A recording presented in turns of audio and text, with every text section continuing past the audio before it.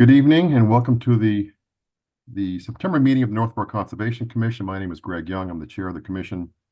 And this open meeting is being conducted remotely, consistent with Governor Healy's executive order of March 29th, 2023, an act relative to extending certain COVID-19 measures adopted during the state of emergency. All members of the Northborough Conservation Commission are allowed and encouraged to participate remotely. The order allows the Northborough Conservation Commission to meet entirely remotely so long as reasonable public access is afforded so that the public can follow along with the deliberations of the meeting. The public is encouraged to follow along using the posted agenda unless the chair notes otherwise. Members of the public who wish to view the live stream of this meeting may do so by going to Northborough Remote Meetings on YouTube via the link listed on the agenda. Ensuring public access does not ensure public participation unless such participation is required by law. This meeting will feature public comment. Members, when I call your name, please respond in the affirmative. Dan Clark. Here. Justin Dufresne. Here. Todd Helwig. Here. Kelly Marston. You're muted. Say it one more time, Kelly. Can't hear a thing. There we go. There we go. Yeah.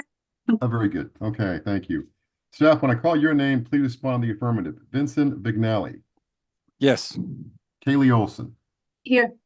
Great, thank you. Some basic ground rules. For presenters and applicants on the agenda, the chair will invite each speaker or applicant on the agenda by name to make a presentation and speak to their application. Participants will provide their full name and hold until their name is called.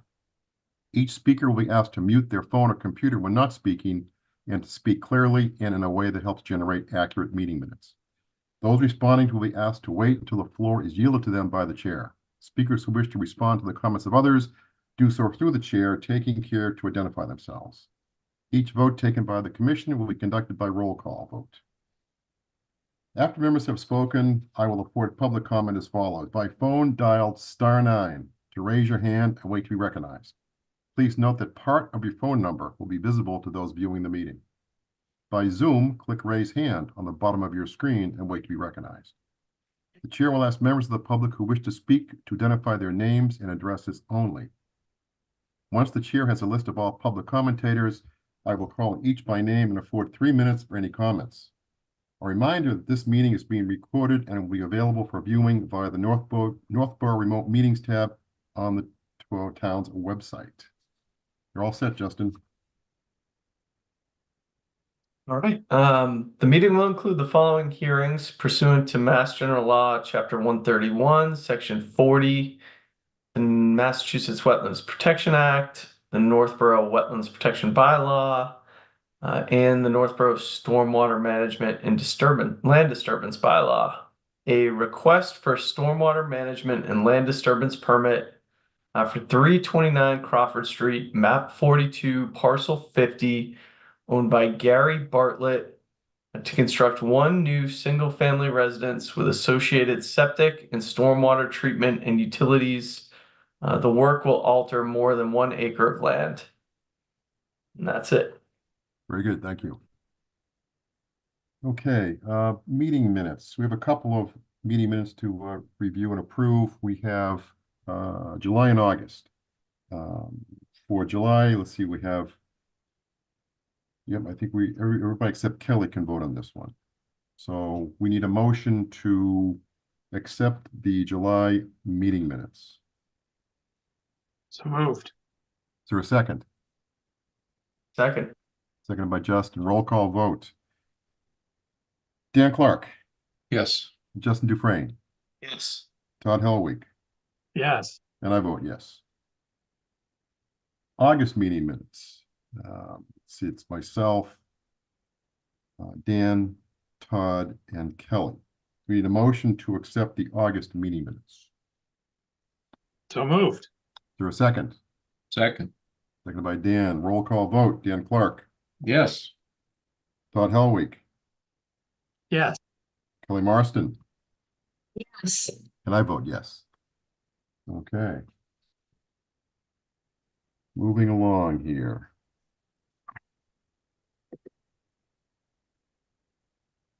0 Hudson Street, Vinny. What do we have? Let's see. Let me check the room here. We've got, Paul McManus. I see Paul McManus. I want to bring him in. Oh, wait a second. Okay, Paul, I'm bringing you in. Hands up here. Scott Goddard. Bringing you in, Scott. And Vito Colonna. Okay, Vito.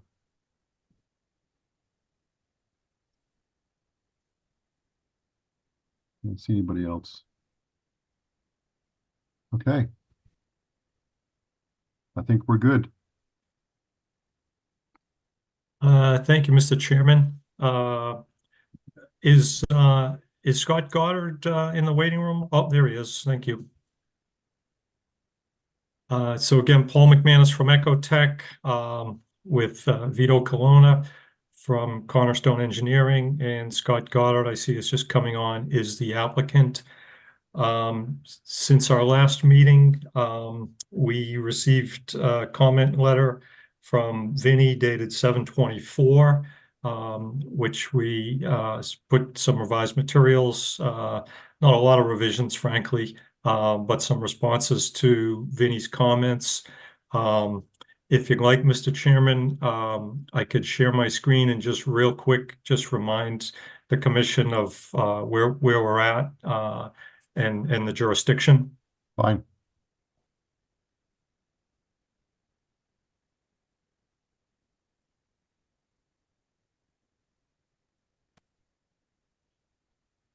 You seeing that I am seeing a map, yes. with all my colors? Maybe a little click bigger would be great, Paul. Whoop. Whoop. Good. That's good there, yep. Okay, so I'll scroll down just real quick, just to remind you, we're between the Assabet River and Hudson Street, which is on the top of the plan. So in terms of jurisdiction, tried to highlight things here to be a little bit helpful. The blue is BVW with the 25 and the 35 and the blue hash. The green is bordering land subject to flooding. We have 25 and 35 coming off of that in the green hash to correspond with that. The red is the 100-foot inner riparian and, excuse me, 200-foot outer riparian. And the yellow is the extent of knotweed on the property. So just to, that's your agenda. This is a figure that we thought might be helpful to illustrate kind of the 3D view of what's proposed. I don't have all the lines on here. We thought it would just be crazy busy. But essentially you have the property line, you have the river back here, 100 and 200-foot riparian, and then the BVW with the 25 and 35. We don't have on here, again, just to keep it from being too busy, we don't have the BLSF, but essentially the BLSF line runs kind of through here in this general area. And again, the black is the extent of the knotweed stand out there. So I was thinking if it's acceptable, Mr. Chairman, to go to Vinny's comments and try and run through them fairly quickly, if you'd like. That's fine with me. I'd also like to keep up, if we can, at some point, that first map you had. Sure. Right here? Yep. Good. All right, so again, this is my letter dated August 31, responding to Vinny of 7/24. First comment relates to the issue of BLSF setbacks. We have shown 25 and 35 foot setbacks. And my view, as stated previously, is that your bylaw doesn't regulate buffer zone around BLSF, but notwithstanding, we showed them as requested. And I think hopefully to just kind of get beyond the issue, notwithstanding that question, the area that we're talking about is this area in here, and it's where work is proposed, with the exception of some BLSF mitigation. All of that work is within there's some gravel driveway up here, and then the knotweed stand, and then obviously those buffers would extend out into the road. So my view is that even if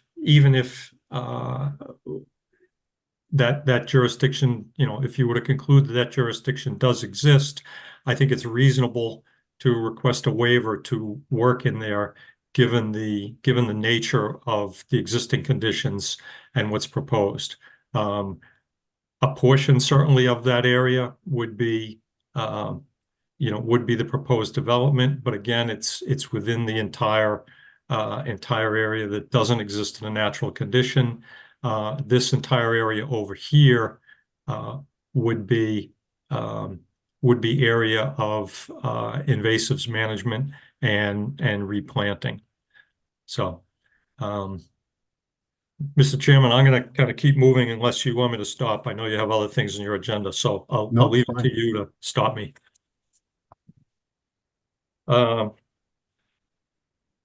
So the second question that comment that Vinny had was talking about the area of existing degraded, and he had a comment about quoting the reg requirement for redevelopment, that proposed work shall result in improvement over existing conditions.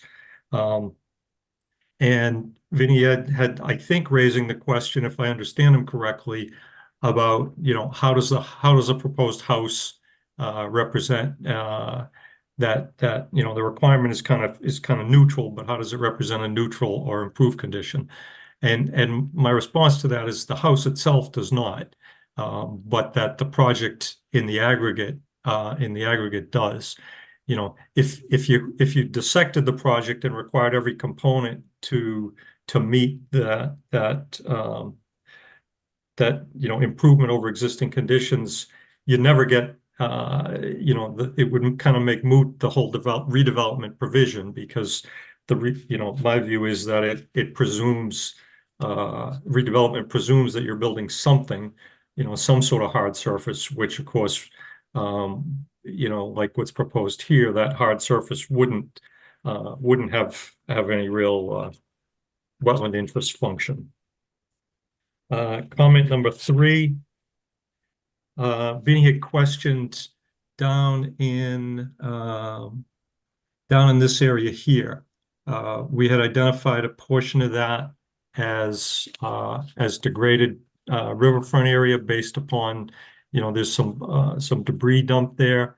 Vinny, I think I can paraphrase as saying he didn't think that it met the threshold of being a dumping area.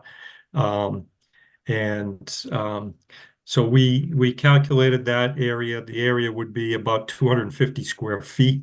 Vinny, I think, talked about this corner here. There's a stake out in the field as being the easterly limit of where he thought the degraded area extended. So this triangle down here that we had included would not be included.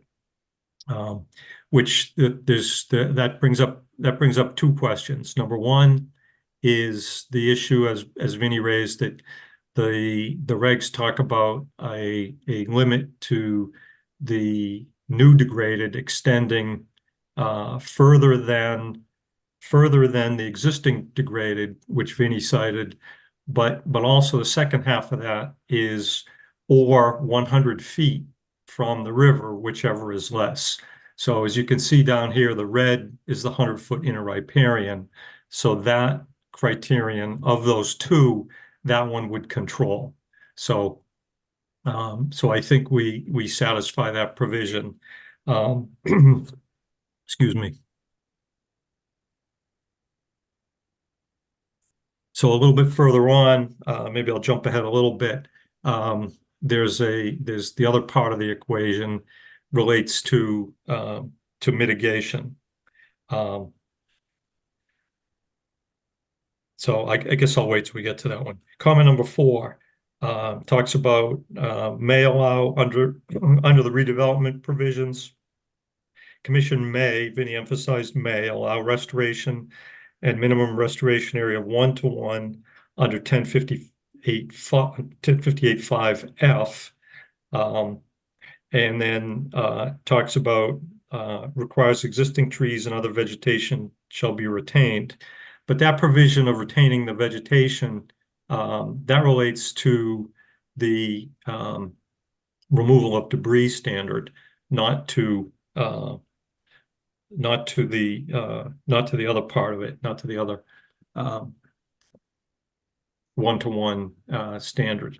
And then 1058.5G, excuse me, is the 2-to-1 provision, which relates to the 250 square feet. So there's where you're not doing a direct 1-to-1 trading of impervious, which we do, traded of degraded, excuse me, which we do in part, and you're invoking 10.5G, there's a 2-to-1 standard. The area of invasive management that we're proposing is roughly 20-to-1 when the minimum 2-to-1 is required. So the 250 square feet is really a nominal change against roughly 20,000 square feet. So that's the other part where the 250 square feet comes in. With respect to the trees, we have submitted a revised planting plan that proposes, in addition to herbaceous seeding, management of the knotweed, 185 shrubs, and 10 inch to inch and a half saplings. 1058.5G, I kind of jumped into that. That was the question about no significant adverse impact. And again, in my view, that you have to look at that as the project as a whole, because the individual project components, by their nature, would never pass that standard. Vinnie also asked for kind of a tally of existing riverfront, and so those numbers are on there. We can go into them if you'd like. Under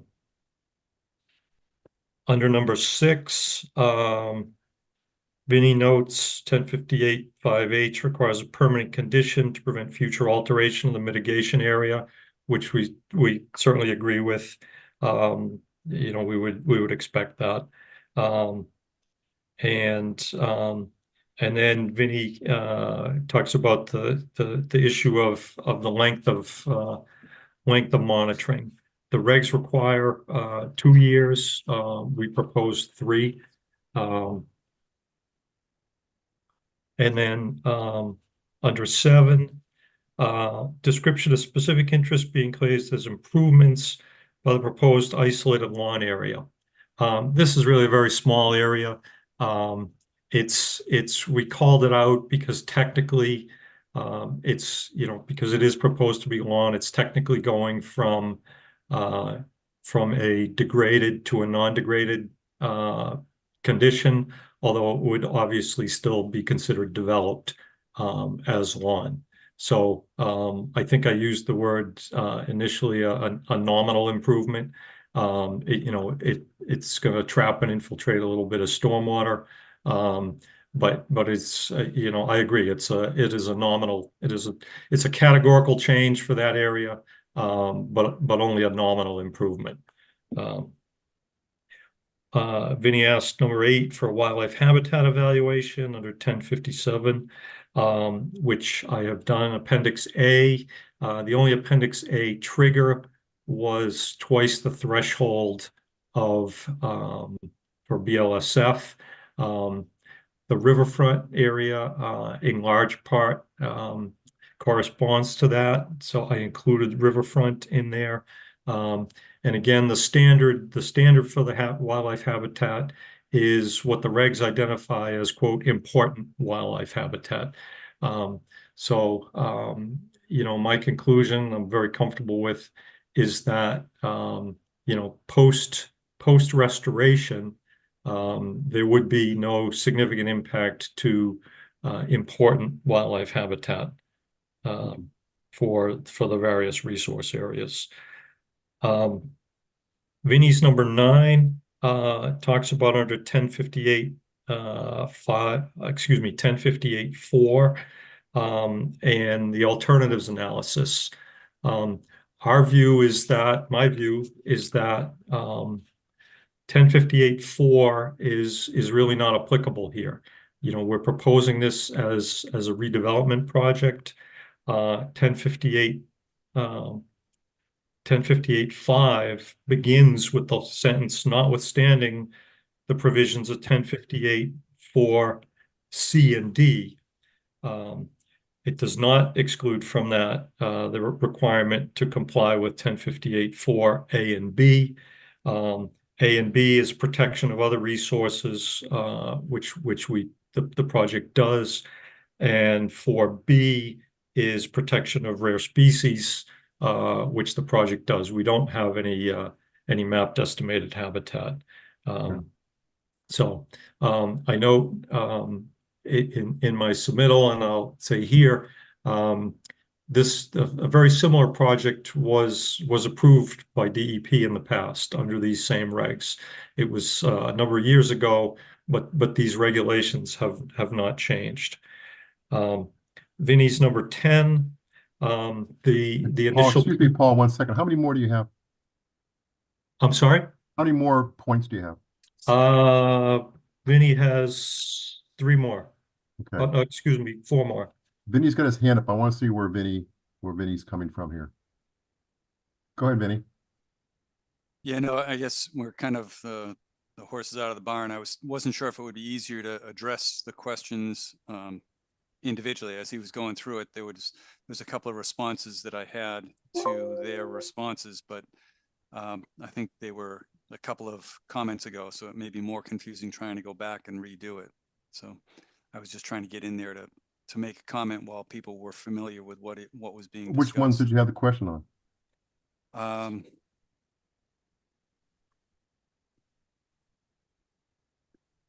Number 1, there was the idea of it being a natural, where is that? In their reply, it was, it lacks a natural plant community. There is a natural plant community, and it may not be a great natural plant community, but it is, the knotweed does provide all the other habitat or all the other characteristics associated with a wetland or with the resource areas that are protected, other than the wildlife habitat, because it's not good at all for wildlife, but it still provides the protection from erosion and all the other standards that apply to the different vegetation types. So what I was looking for was a little more description of or justification that getting rid of the knotweed was a great ecological improvement to allow or to compensate for permanent removal of vegetation in 1,000 square feet or 1,400 square feet increase from what currently is unvegetated.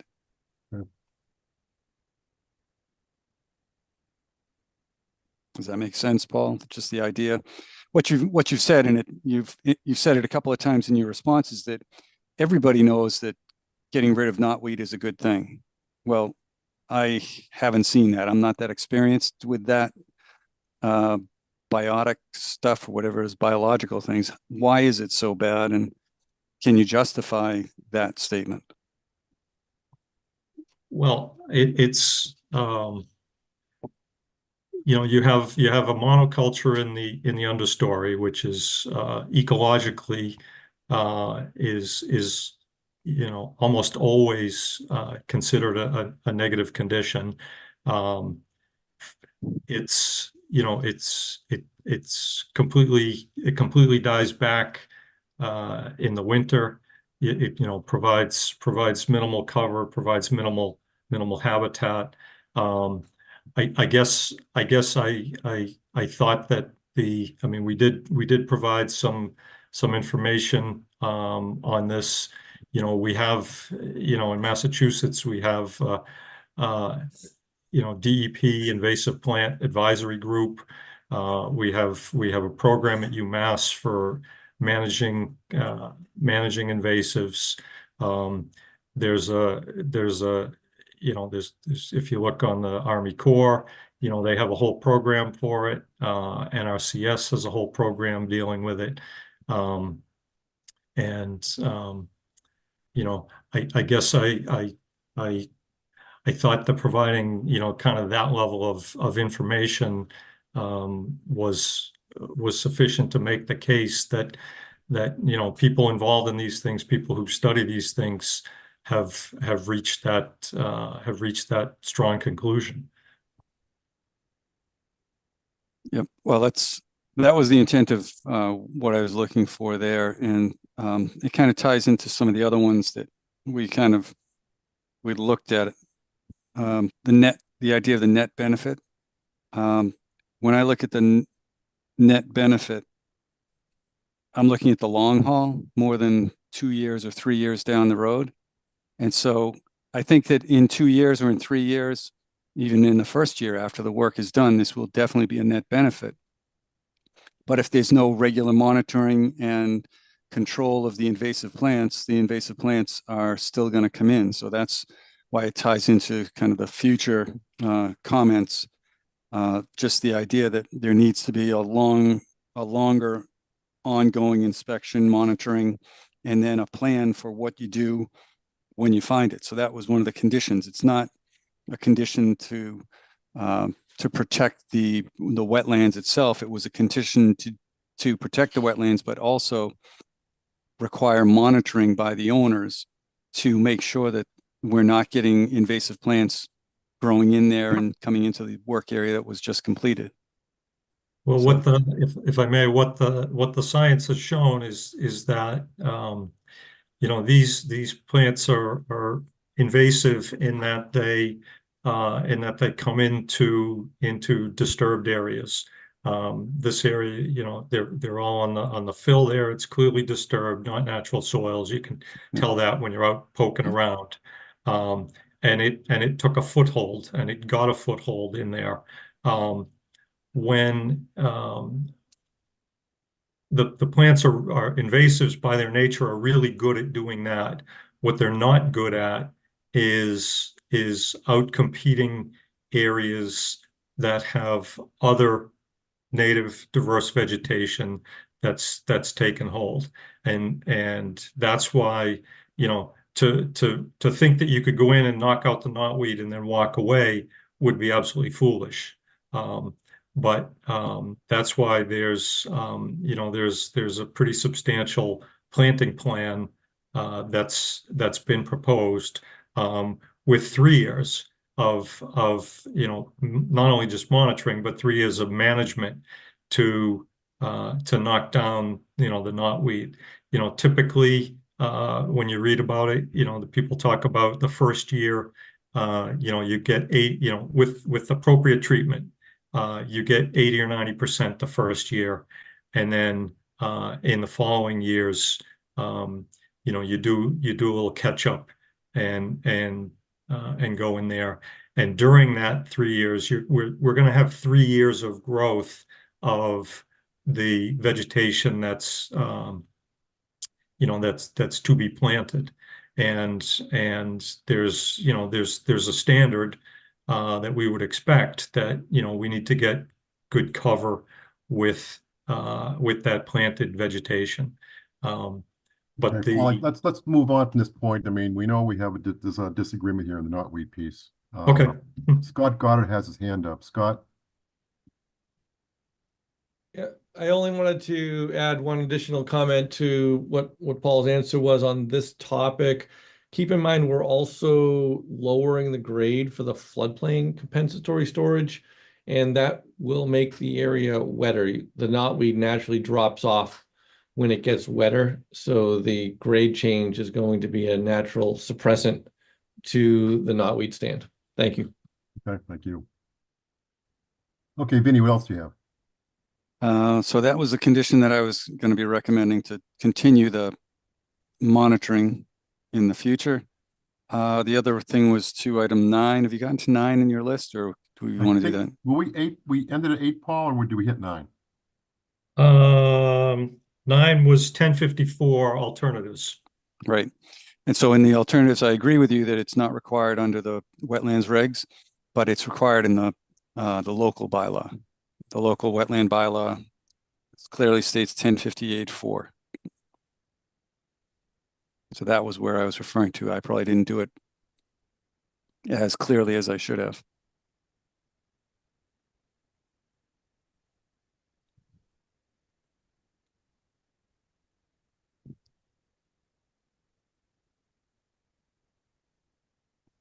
And that was it. Okay.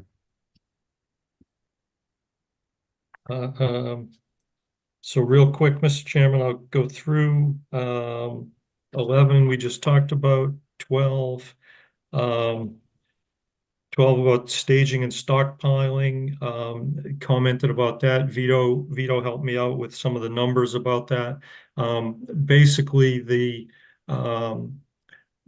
material to come out for the BLSF mitigation would be put at the house location, removed from the site, and then, you know, the only stockpile then that would be needed would be a relatively modest one for the actual foundation. 13, Vinny asked. Well, that's on that one. If I could jump in there. Sure. Just the idea is you're going to have a lot of material coming out of those compensatory flood storage areas. Where is that material going? And it said on the plan that you're going to be storing it over the sewer easement. Has that been approved by the DPW? Comment quick if you want. Vito Colonna.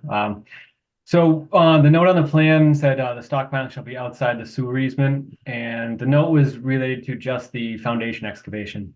So the BLSF, there would be a significant amount of material to be stockpiled in the house location, and when most of that's going to be shipped off site. So as it's getting stockpiled, the stockpile gets bigger, it gets shipped off. It would just be managed in that way. There's plenty of space in that house location anyway, even if you were going to stockpile all of it. But we probably wouldn't. You'd probably take some of it out as you go. Okay. Moving on, number 13, explain how mitigation area protected from impacts with river flooding, inundation, and velocity during and shortly after completion. Yeah, So I that did- one, hold on. Whoop. Your answer was good for the house area. What I was looking at was for the planting. So you're going to be planting in there. And if we get a flood, are those plantings going to be stable is what I was looking for. I see. Okay. Well, I mean, if they're, you know, the plants that are proposed are in there are suitable for the hydrology that would be put in. Your question, if I understand correctly now, is are they going to be kind of floated out or something like that? Is it going to be stable? That's an area where you're going to get flooding. So you're going to have, instead of just rainwater coming on, you're going to have a little bit more flow associated with it. So are the areas all going to be mulched and stabilized so it's not going to move, or it's going to be a mulch that's going to float and just move away in the first flood? I think you're going to have more water. I don't think you're going to have flow per se. I mean, we're outside the floodway, and I actually put in the LiDAR topo. This area is kind of tucked in between two, you know, upstream and downstream is higher elevation. It's call it a cove, you know, in a flood. So I think, you know, you get water. The water that would come in and recede, I think, very slowly. So I don't think that's a concern. I think Vito Okay. looked at this and I think agreed with that. Is that Right. correct, Vito? Yep, that's right. Yes, and we're also with the areas above the 10-year floodplain too, so it's not something that gets flooded, on a yearly basis. It's a very infrequent All flood. right, yeah, as long as you're okay with it, that's, you feel that the design is stable for a flood, that's what I was looking for. Yeah, I'm not concerned about that. 14 real quick, compliance with 1057-4A, which is basically, incremental flood storage, flows not restricted, and then wildlife habitat. We kind of covered all of those elsewhere. And then 15 was just looking for a tally of BLSF existing and altered. And then is that it? I think. 16 was redevelopment. We talked about that. And then 17 talks about 1058-5G. There's a required 2-to-1 ratio. As I said, we're at about 20-to-1. I think that passes the straight face test. Because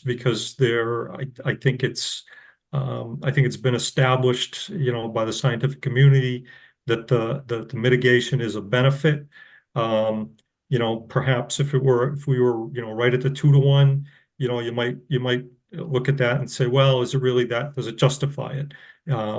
But I think, in my view, at 20-to-1, I think it passes the straight face test. And that is it, Mr. Chairman. Okay, good. Thank you, Paul. Let's open this up to the commission for questions and comments. I will start with a couple. I get concerned when we're talking about when the flood takes place, when the first flood shows up, and will the plants float away, or we'll be able to. And I look at the fact that we're building in the floodplain. It just doesn't sit very well with me. It just seems like it's not a great spot. We're trying to force it in. But I will sit back and listen to people smarter than me make comments on that.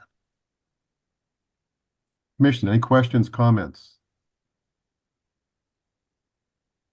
I got a few thoughts, I guess, Greg. Go ahead, Dan. Like you, I think I have an issue with the project. I know it's being proposed under this redevelopment, and I know you state that, there's flexibility in how you define that, but I just don't see how it almost seems like you're equating controlling some knotweed as equal footing to constructing a house. And I guess I don't see that equation in my mind. Sort of. Can I comment on that real quick? Sure. If we were proposing this house in a natural forested buffer, then I think that would be much more of a question. But again, we're proposing this house in an area that is not a naturally high functioning buffer. I mean, the redevelopment provisions were written to encourage taking areas that are historically beat up and doing something with them that in the aggregate is at least as protective as that existing beat up condition. And I think that's what we're doing. I guess I'm not on the same page. I don't see how a development like this within the riverfront area is equal to or better than what's there already. I don't see it. I understand the monoculture of knotweed. Sure, no one likes a monoculture of knotweed, but it's not a house. It's vegetation. It's providing, like Vinny said, it's providing some benefits. You indicate it's not providing any wildlife or significant wildlife habitat. I can't necessarily disagree with that. One question I would have is the redevelopment, would it provide significant wildlife habitat after it's done? Absolutely. significant wildlife habitat? I think so. I mean, we're talking about, we're talking about, 20,000 square feet of 20,000. Don't hold me to the number. I might have that wrong. But a very substantial area of, a diverse natural plant community. So yes, I think so. I disagree, but like I said, I think I have some issues with the fundamental project itself, so I'm not sure I can probably disagree with a lot of different things, different components of the project. I guess I would just comment in terms of the fundamental project is to look at the area, take a step back and look at the area. And we showed pictures early on of what's there. And because based on what's there, which I consider to be a beat up, significantly substandard condition. And to me, that's a good place to do a development, as opposed to a naturally, vegetated buffer.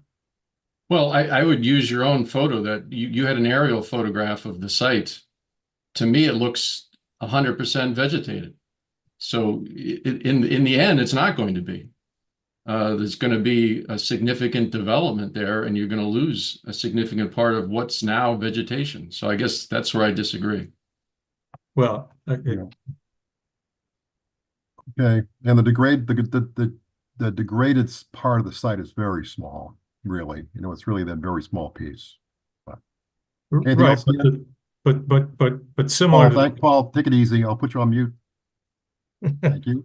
I've only done it once before. I don't want to do it again. Not with you. Dan, you I all was gonna set? say, not me. Not you. Yeah, I think I've made my points clear. I have some issues. Okay, anybody else? Yeah, I guess for me, I think, Greg, I'm kind of with you. I'm okay with this as long as somebody with an engineering degree can make me comfortable that it's not going to get flooded out. I do think it's a pretty much of a terrible site, and this would be an improvement to it. It's just the flood storage thing is that I just queasy about. Other than that, I don't have a problem. Okay. You don't. You want me to talk on the flood storage? So once everything's completed, there's really no risk of flooding as far as the structure goes. Be protected by the wall. It would be many feet above the floodplain. The walls have a typical design. They design them for floodplains. They use them as like revetments, everything that handle a lot more than just a receding and descending floodplain. They can handle edges of rivers, much harsher conditions than this would be. I really don't have any concerns as to the structure itself and the safety of it with the floodplain, especially once it's all constructed, where it's much higher than the flood itself. I want to hear if my friend Justin's okay with it. I mean, I think overall, Todd, on that question, just kind of similar to Vito. I mean, we do a lot of projects. I work in my day job and a lot of projects that do impact floodplain, right? And I think there's regulations and requirements around that. It's really to compensate at elevations, that are equal to what you're disturbing out there too. And to me, overall, and kind of looking through the plans and calculations and kind of everything that's shown on here, the replication does do that. So any areas that we are filling or that the applicant's filling kind of within the floodplain are replicated, and they appear to be kind of replicated in a way that wouldn't flood out that property. And it does seem like that the applicant's done a good job in kind of looking at trying to really balance that and make sure that we're not pushing flooding down to neighbors downstream of here, or impacting the structure out here. So I mean, I do think that kind of overall, is it a great site? No, it has a lot of issues with it. Has a lot of kind of regulatory things with it, but you know, at the end of the day, they're looking at a portion of the site that, you know, appears to be developable, and with that, you know, at least in my opinion, I do feel like we're gaining, you know, a good amount of mitigation for that. And I think, you know, personally, I do think that getting rid of the knotweed and trying to push something else in there, you know, could be a good benefit for the overall system. So I mean, I do see, you know, kind of what's happening. I think it's, you know, you're trying to jam something into a site that's not great, but I do feel like, you know, that they're doing a good job at working within the regulations and trying to do everything that they can. I think I remember this thing from a few years ago or so when it first came to us, and kind of having jammed in a house maybe on the upland side of the site that's kind of like in the lower left-hand corner there, and trying to get a driveway through there and kind of trying to do these things that really didn't work with the site. And I feel like, you know, they've kind of been put in this box to kind of work within this corner, you know, and they appear to be kind of doing everything, you know, accordingly. So in my opinion, I feel like, you know, in looking over it, that they are compensating for that loss of flood storage, and by doing that, you know, hopefully kind of helping out the wetland too by getting rid of a lot of those invasives. So. Thanks, Justin. Okay, Todd, anything else? No, I'm good. Okay, Kelly, any comments? Just getting caught back up. You're gonna play that card, huh? Okay, fine. Okay. Let me see if we have any public comment here. I don't see any hands up. I don't see any hands up. Okay. Question for Paul, I guess. Or Scott. Why not just build a smaller house and totally outside the floodplain? I mean, that would eliminate a lot of issues that I have, certainly. I don't think you could, Mr. Chairman. Am I still sharing this plan? Yes, we have the schematic up still. Yeah, so the green is the BLSF. So with zoning setbacks, here's the setback line here. You just couldn't, you're not gonna get anything that complies with zoning and be, you know, even half of this, you know, if you just took half of this duplex here, you'd still be, you know, you'd still be outside, you'd still be inside the floodplain. And, you know, obviously you need a little bit of an area like they have here, a little bit of an area around it. So you couldn't get out. Okay.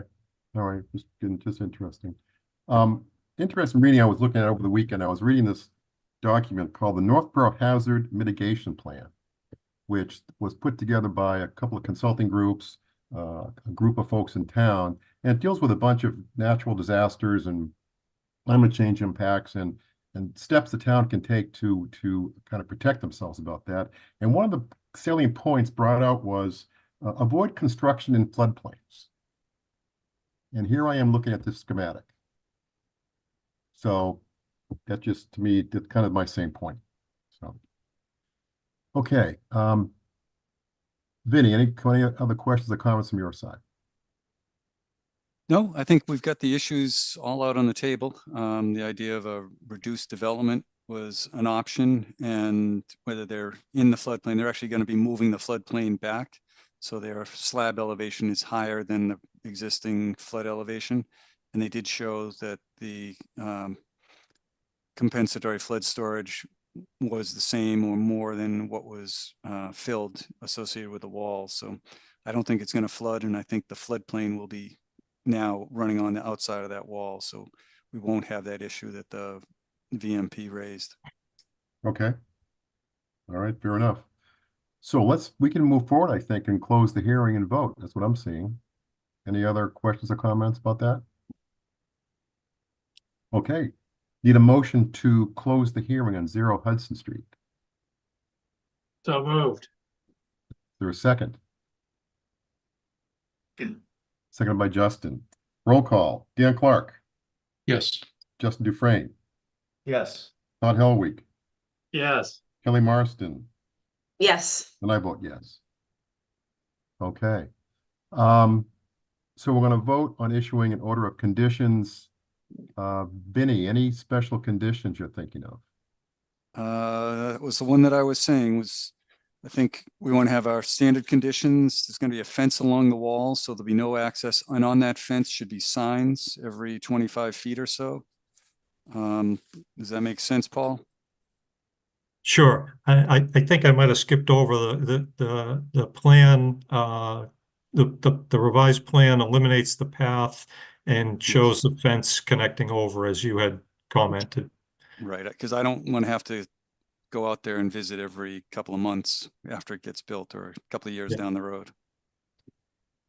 And then the other was the condition was every 5 years, an inspection for invasive species will be completed and emailed to the Conservation Commission.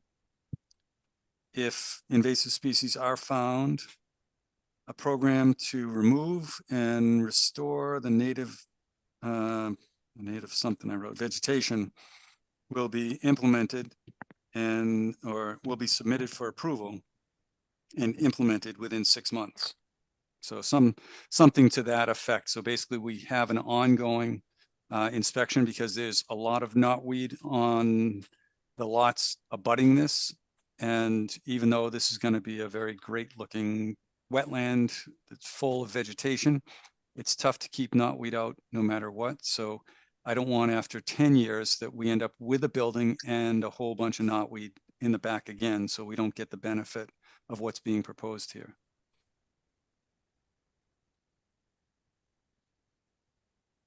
Okay, So any questions on that's that? for the commission to consider. It's your call.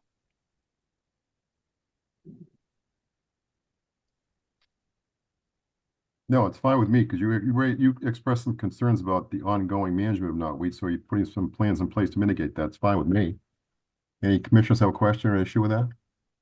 I'm fine with that. So Yeah. the homeowners would then be responsible for this? Yes, the property owner. Yep.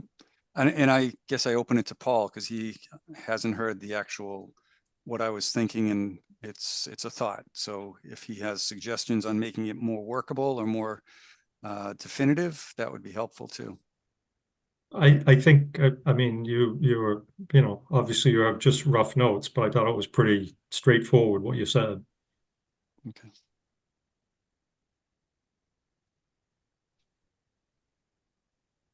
Okay, Vinny, so you got that. I've got anything else? Vinny, Nope, I that guess was it. just a question on my end on that, Vinny. How does that continue on kind of in perpetuity? If we issue a COC at some point, like would that somehow get recorded with the deed, or kind of how do we make sure that happens? I guess to Dan's point that it would be the homeowners, eventually kind of on the hook for that. What's the best way in kind of making sure that sticks around? Yeah, well, when I write the orders of conditions, I will make that a perpetual condition that will be included in the certificate of compliance when it's issued. It's like same with fertilizer applications, snow plowing, so they're not going to snow plow over the wall down into the wetlands. Those same standards are always continuing, so that would be continual in the compliance certificate of compliance that gets recorded at the registry. Yeah, I don't- The analogy is a, stormwater basin O&M. I don't think this is any different than anything else we do, right? It's going to be a perpetual condition that's in the order that's there. The homeowners are going to buy it. They're not going to have anything aware of it. 5 years are going to come by. There's going to be a problem. Vinny's going to go inspect it. He's going to tell them what to do. They're going to complain, but that's what they got to do. Yes, but at least we'll have something on paper that But yeah, no, you'll have there. something out Yep. and you'll be able to point to it, but that's how it's going to go down. Yep. And that's normal. Yes. Okay. Anything else, Vinny? Nope, that was it. Okay, then we need a motion to issue an order of conditions for 0 Hudson Street with the special instructions as noted by Vinny recently in I will his make- discussion. I will make that motion. Is there a second? Second, Seconded by, oh, let's give that to Kelly, Justin, okay? Seconded by Sure. Kelly. All right, roll call vote. Dan Clark, No. Justin Dufresne, Yes.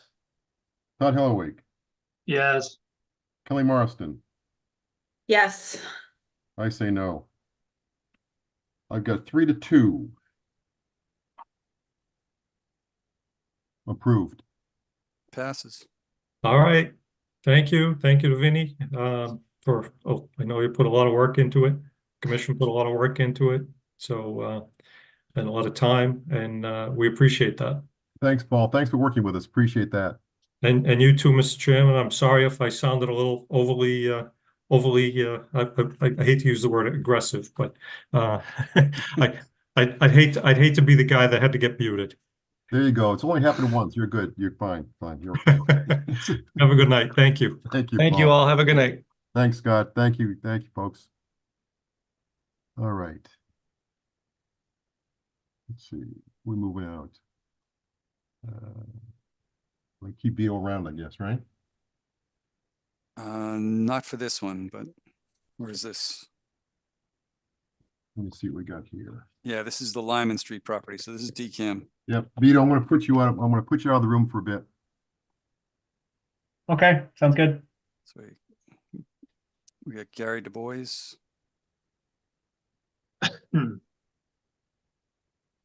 And LEC Rich I've got Kirby. a couple hands up here. I've got a Rich Oh, yeah. Kirby and a Gary Du Bois, and Yep. John Kent.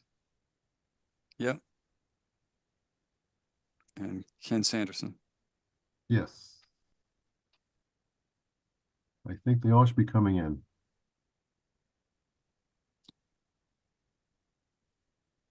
Oh, and Susan Rook.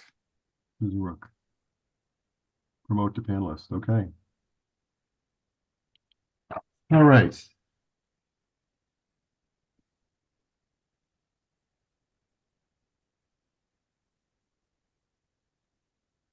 Good evening, folks. Good You're evening. viewed. Okay. Good evening. Evening. All right, Vinny, this is, we're continuation here, the notice of intent and stormwater management land disturbance permit for 291 Lyman Street, correct? You're muted, Vinny. You're muted.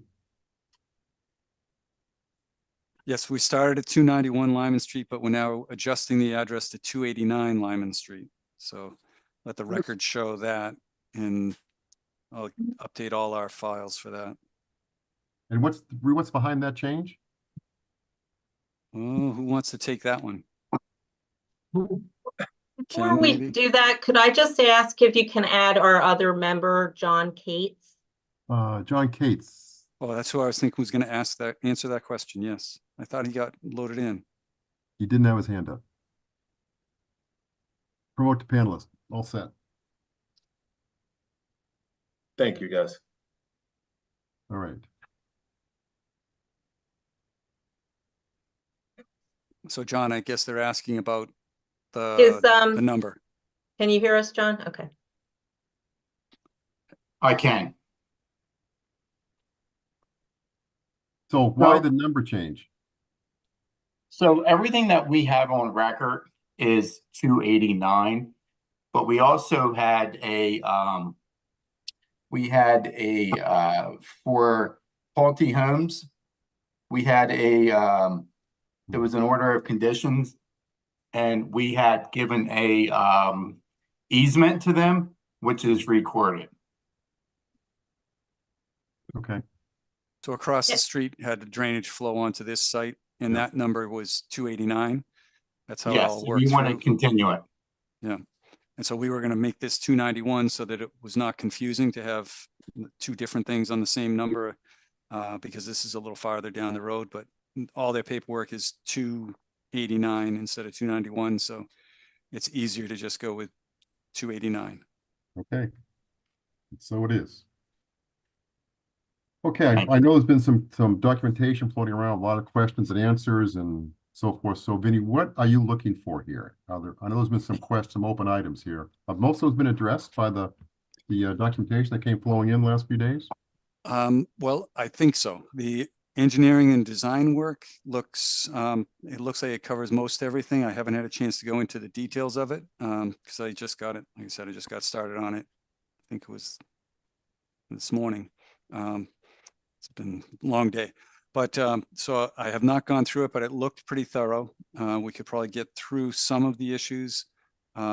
Just generally, Gary, would be the idea of the drainage issues and the other treatment stuff. But the other issues that were raised were associated with DCAM that were in a separate letter that I got a response this morning on.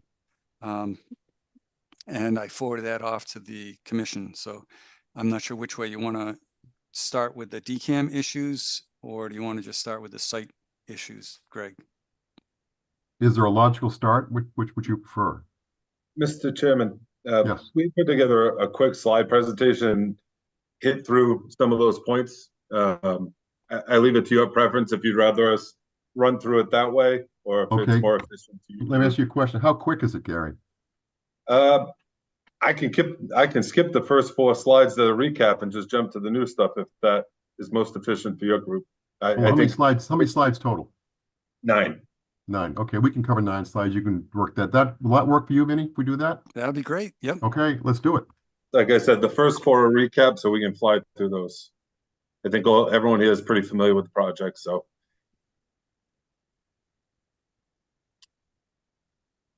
Let me know if everyone's able to see that.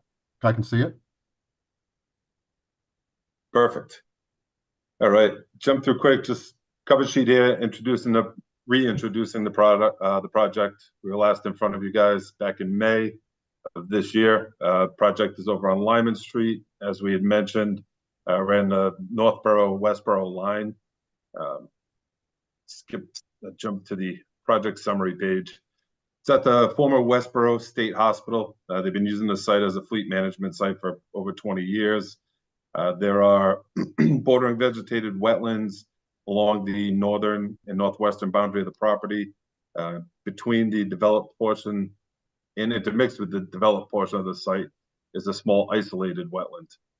Project's proposing to pave a large part of that site to upgrade to a modern day fleet management facility, install an office trailer, EV charging stations, stormwater management improvements, and ecological improvements as well, including the pollinator areas and the enhancement of the isolated wetland.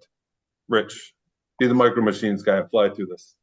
All right, Rich Kirby, LEC Environmental. We delineated the wetlands on the property and reviewed them with Vincent. The more notable change was expanding the footprint of the isolated wetland, which you see here photographed. Basically, when they tore the building down and removed the parking lot, they exposed some the aggregate that was in there, and the water had migrated, the surface water had migrated into those areas, and you had some cattail and other wetland plants sort of populating it. So even though it wasn't a wetland before the structures and pavement were removed, it's becoming a wetland now. So we agreed to the change in the boundary. There's no work proposed in the wetland per se, but we are proposing to enhance it significantly by putting in 150 native sapling trees and shrubs within the wetland and associated buffer zone, the 25 and 35 foot. So on balance, I think the project will result in a pretty significant improvement to the function and value of that isolated wetland. We're also maintaining the no disturbance and no build zone setbacks for the rest of the project as well. And not only that, but to the west, we have a pretty substantial pollinator meadow that we're proposing. Portions are within the buffer zone, portions are out of the buffer zone, but that's just under about 3/4 of an acre at 29,750 square feet. How is that for this slide? Great, that's good. All right. All right, we'll jump into the drainage improvements. Pretty standard catchment system with deep sump catch basins, waterproof, watertight hoods, leading to oil grit separators for pre-treatment and discharging to either a line detention basin or an infiltration basin for primary treatment. The stormwater management system. Yep. Hey, Gary, quick question. I'm sorry. Could you just blow that up a little bit? Absolutely. So where is the that causeway that goes over the wetlands up and back? Causeway over The What? access Talk- road. The access road, yes. I Oh, think it's off right to the here. west. It's right there, okay. Yep. And then up here is where the culvert is. Right. Okay, thank you. Yep, not a problem. So the proposed stormwater management system, hits the 10 standards in the stormwater handbook, reducing peak runoff rates, no new discharges of untreated stormwater, providing treatment for the water quality volume, selection of BMPs that are appropriate for a land use with higher potential pollutant loading, operation and maintenance, long-term pollution prevention. Pretty much hits all of them. Infiltration, we'll talk a little bit later. That's one of the things that we've worked on since the original submission, working with Vinny. There is a small sliver where infiltration is feasible, and we were able to kind of carve that out and get infiltration to work there, and did the analysis to show that it will in fact work. But we can discuss that more as we get into the slides that are discussing revisions that were made to the plans, which is right here. So we went through, we had submitted our documents in April, appeared before you in May. May 30th, we received comments from Vinny. On July 8th, we received comments from Mass DEP. Vinny's comments were extensive in one sense, where there were a lot of minor revisions that were needed. Small things where just some of the terminology we used, I think, was slightly different than what Vinny thought was best. And really, the large majority of them were not substantial changes. Few of the notable ones we listed here: the site address, which we already touched on. Stormwater management design was revised to include infiltration, which, as I mentioned, is that southern drainage area. So that would be, just to give a visual here, would really be this portion of the site.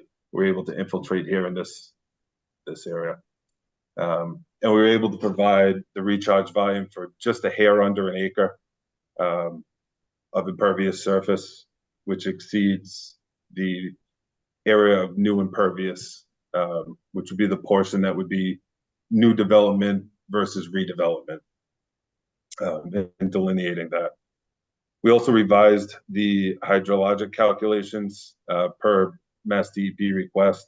They had noted that we used woods in fair condition and should have used woods in good condition.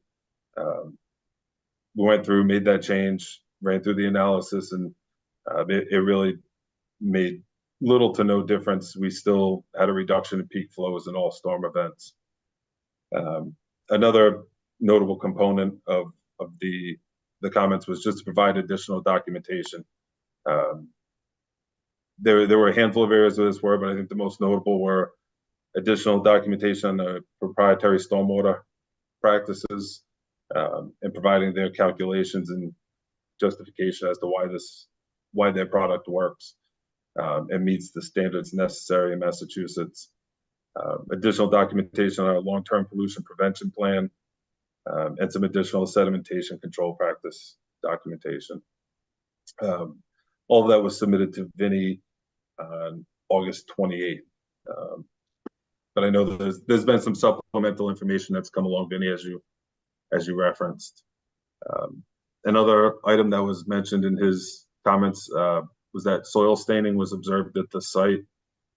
DCAM has moved forward with that, and I'm going to jump to the next slide and let Ken Sanderson from DCAM touch on that. All right, thanks, Gary. So after the May hearing, Vinny brought to our attention that there were some motor oil stains in soil on the site. So subsequently, we brought that to OVM's attention.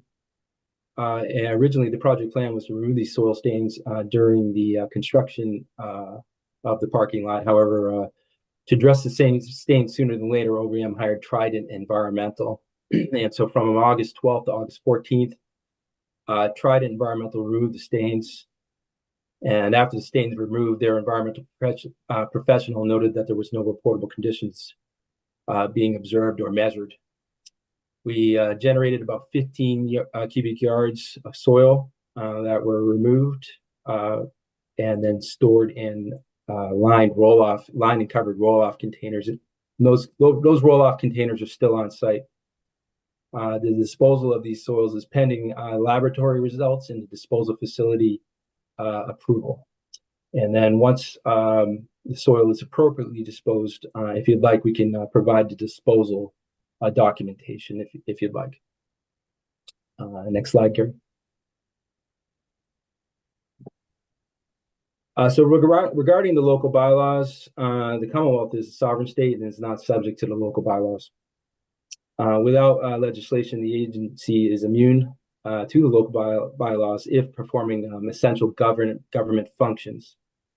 And it is our belief that OVM has and will continue to perform essential government functions on this property. The last two bullets here showcases standing for general proposition of the governmental immunity. Gary, next slide, please. However, that being the case, notwithstanding sovereign immunity, as I think you're aware, DCAM has considered the Northborough bylaws throughout the development of the project plans. Most notable is the Northborough wetlands bylaws that pertain to the IVW, however, not part of the Massachusetts Wetland Protection Act. So specific examples Rich brought up, but they're specifically development outside the 35 no build zone and a substantial proposal for enhancement of the IVW, as Rich mentioned. So with that said, DCAM requests that the commission approve the notice of intent application and supporting materials under the state wetlands laws and regulations through which the project commitments will be enforceable by the commission.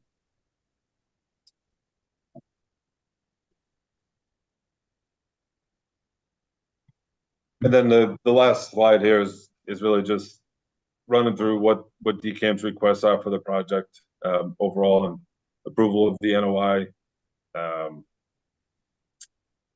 Run through some minor items there that we really already touched on about the IVW enhancement, meeting the required standards, and a design that for the most part meets let me rephrase it, meets the Northborough bylaws to the maximum extent practical. And DCAM's also requesting that the Conservation Commission, if approved, provide a draft order of conditions for DCAM review prior to issuing a final order of conditions. And that's the last slide. I think we covered it. Greg, was that quick enough? That was terrific. Thank you. Thank you. So let me understand, in terms of jurisdiction, it sounds like the Northborough local bylaw is not in effect. The state regulations are in effect, but the land disturbance is not in effect. Is that correct? Yes. That's what they're stating. I have not seen anything. I've heard the word sovereign immunity, but nobody has provided any documentation to show what that should be defined as and how it applies to this situation. So I've asked for that for months. So it's a magic word, but show me how it really works. And I'm fine with it if it's true, but I want to see some evidence of it. So if I could address that, Chair Young? Sure. So this has come up in conversation in some past DCAM projects, and we have several times offered to have our council talk with town council, but I was never provided with town council's name or contact information.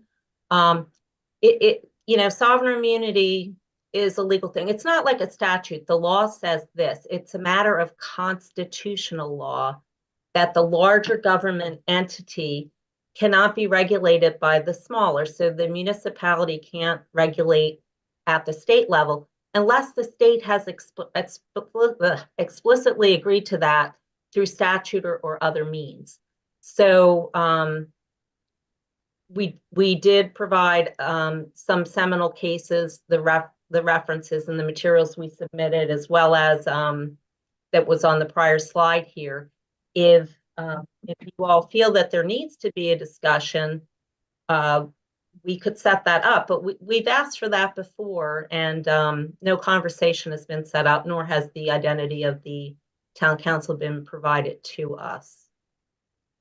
Well, actually, But what we've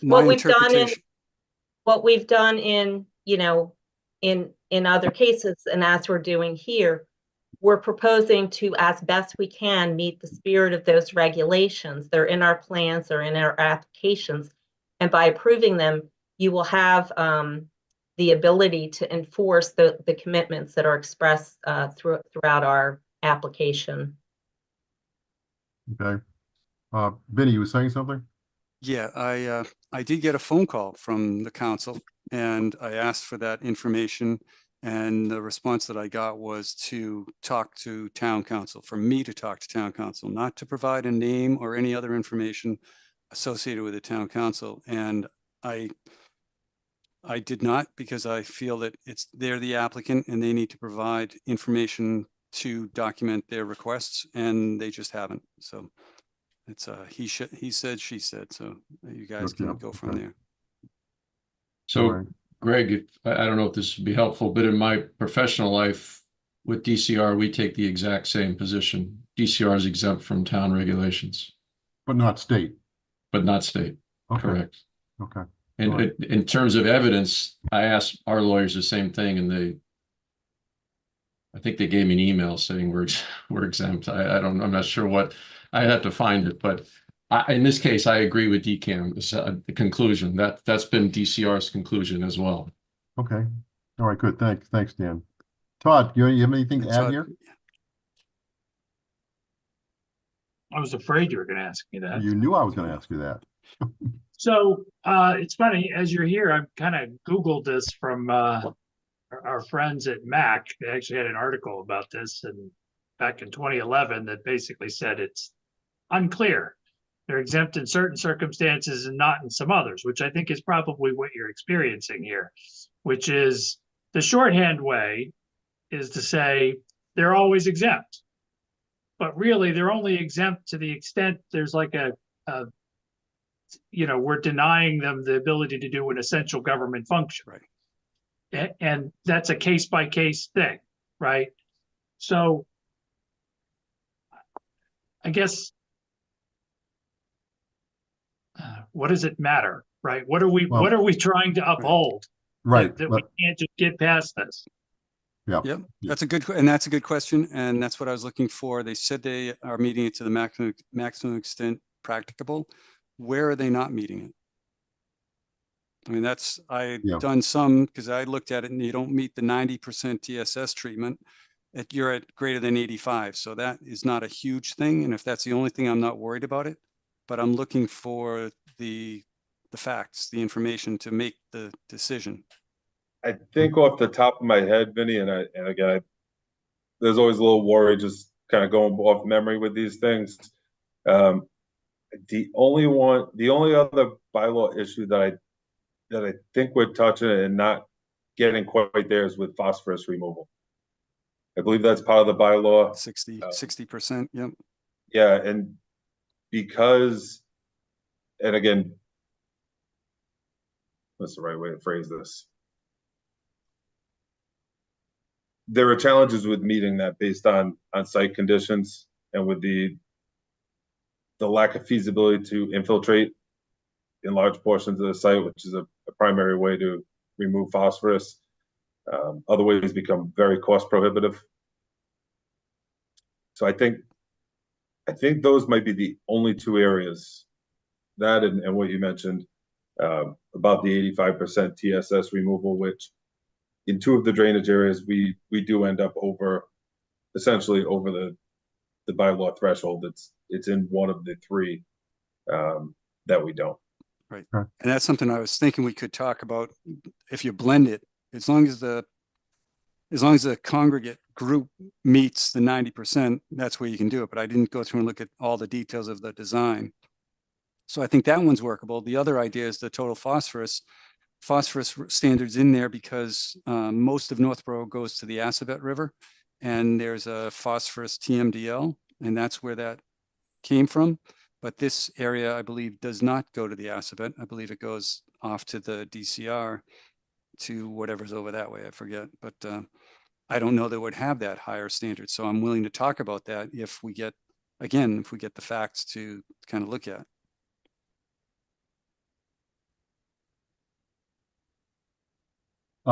Question I have, I guess this might be for Susan or somebody else, but can you give me an example of how I'm trying to think what the comment was, of how you're trying to meet the spirit of the local bylaws, but you're not, can you give me an example of where that's taking place? Yeah, Well, I think, go ahead, Gary. yeah, I think that when I tried to think through what the best way to describe that was, I think it's the isolated wetland. It's not regulated by the Massachusetts Wetlands Protection Act. It's not jurisdictional there, but it is with the Northborough Wetlands bylaw. And I think consistently throughout this entire project, we've looked at that isolated wetland and looked at it as an area to conserve, regardless of bylaw or not a bylaw. It just, I know it doesn't sound technical, but it just seemed like the right thing to do, right? Okay. And to try to take a isolated wetland that formed on an old developed property, partially in the footprint of a former building, and turn that into something that had some type of ecological value and really brought something to the table. And I think that's a really strong example of really trying to go by the spirit of the bylaw, right from the get-go of the project and how we laid out the site and looked at the design. Okay. All right, good, thank you. Any question from the commission? Question or comments, concerns? Is any part of this site in Westboro? Yes. How did they treat this immunity thing? I mean, did they view it? So as luck would have it here, all of our permitting falls within Northborough, and I will, let's see if you can see the town line here. Yep. I can highlight it if it's not clear, but it runs right through the site from east to west. Because all of the wetlands or buffer areas that we are around are in Northborough, and that's where all stormwater discharges will go. All of our site permitting ended up being with Northborough and not with Westborough. And we had a joint pre-application meeting going back to last fall. And as we worked through that process, that's what we realized from a permitting standpoint, it would all be with Northborough, not Westborough. But needless to say, Westboro is fully aware of the project plan. And as you know, we have also worked with them to help them solve a stormwater problem they have in the road by allowing Pulte is going to be building for them that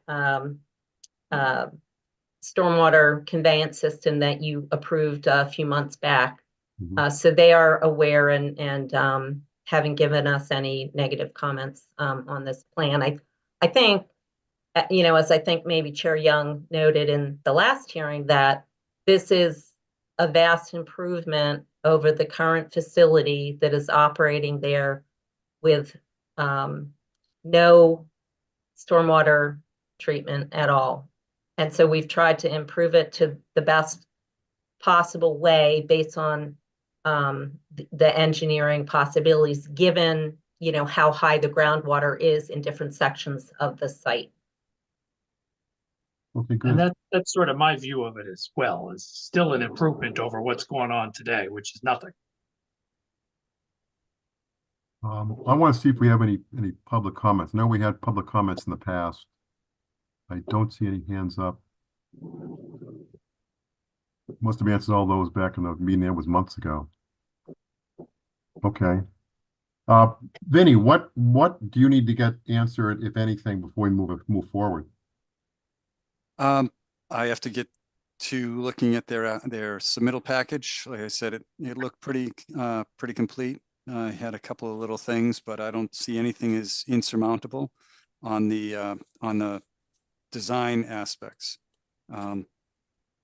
So I think we can cover those and get that all addressed. We can get the definitions or the clarification of the sovereign immunity so that we know what we're not going to, like as Todd said, we're not stopping the operations. It's the finer aspects, and those may not get sovereign immunity. So that was one of the issues, and the other was the commission had requested, before I was on the commission, there was a question of getting a beaver control or beaver, whatever it was, a plan for the beaver that have blocked up that access road culvert a couple of times. Yep. I'm not so worried about getting rid of the beavers. It's more when the beavers back that culvert up, it overtops and then it washes out the stream downstream like it has currently. So I'm looking for some kind of a restoration plan for that area that's been impacted currently, and hopefully a plan of how to not let it happen again. If now the DCAM does not own the back property and it's all owned by someone else and they don't need that access road, then we can pull the whole thing and get rid of the culvert, just let it stay natural. That could be one of the results of this, so that it's easily accessible to the critters and you get the animal passage going from one side to the other. But right now we don't have anything, and that is part of this site and part of this proposal. Okay, Can Ken address that, Chairman Young? Yeah. sure, certainly. So on Friday afternoon, we sent over care and control plan and agreement over to Vinnie and Chair Young for you're looking at. Effectively, under Massachusetts general law, the property, due to winding down of the Westboro State Hospital back in around 1997, was divided amongst agencies, and Fish and Game. So the area that Vinnie brings up is under the care and control agreement and plan. You'll find that area that Vinnie's referring to is under the care and control of the Department of Fish and Wildlife. And we can put you in direct contact with the individual over at that agency, so you can work forward with your concern for that area and address that area. I'll note that it's my current understanding that Fish and Wildlife, during the past trapping season, captured 5 beavers, and they have moved them to Wolf Hollow in Ipswich, Massachusetts. The contact over at Fish and Wildlife is Eric Amati, but we'll put you in direct contact with him. I guess my question is that when you came in for the demolition plan, you were in control of everything, but that was back in 2020 or 2021. But now you're not in control of it when you don't want to do the work, because I'm just confused on how this, now it's Fish and Wildlife's land that they're going to have to deal with it. But when you were going back and forth to do the demo work, your contractor was the one that was responding to the impacts. So Ken, can you address that? Yes. So as part of the demolition power for the power plant and the adjoining structures, DCAM's care and control was for the water towers that were up on the hill. And so to my current understanding, in order to demolition the water towers, they needed to use the access road that's under Department of Fish and Wildlife's control. And while I wasn't a part of the original notice of intent application, DCAM made an agreement to deal with the beavers that were currently causing issues in that general area in order to be able to use the access road. Subsequently, after the project was completed and during our request for certificate of compliance, we noted that the beavers had they weren't present any further, and so at that time we asked for our certificate of compliance because there was no way to manage the beavers because they were no longer there. Unfortunately, that's how that occurred. But it was in agreement that, and it was initiated because the part of the project was to demo those water towers. Susan, do you have anything else to add? That's, Ken, you covered it unless there are questions about it. So the damage that's done to the bank currently due to the overtopping in the beaver dam that's out there or was out there, we're supposed to deal with the Food and Ag folks or Fish and Wildlife folks? Fish and Fish and Wildlife. Wildlife.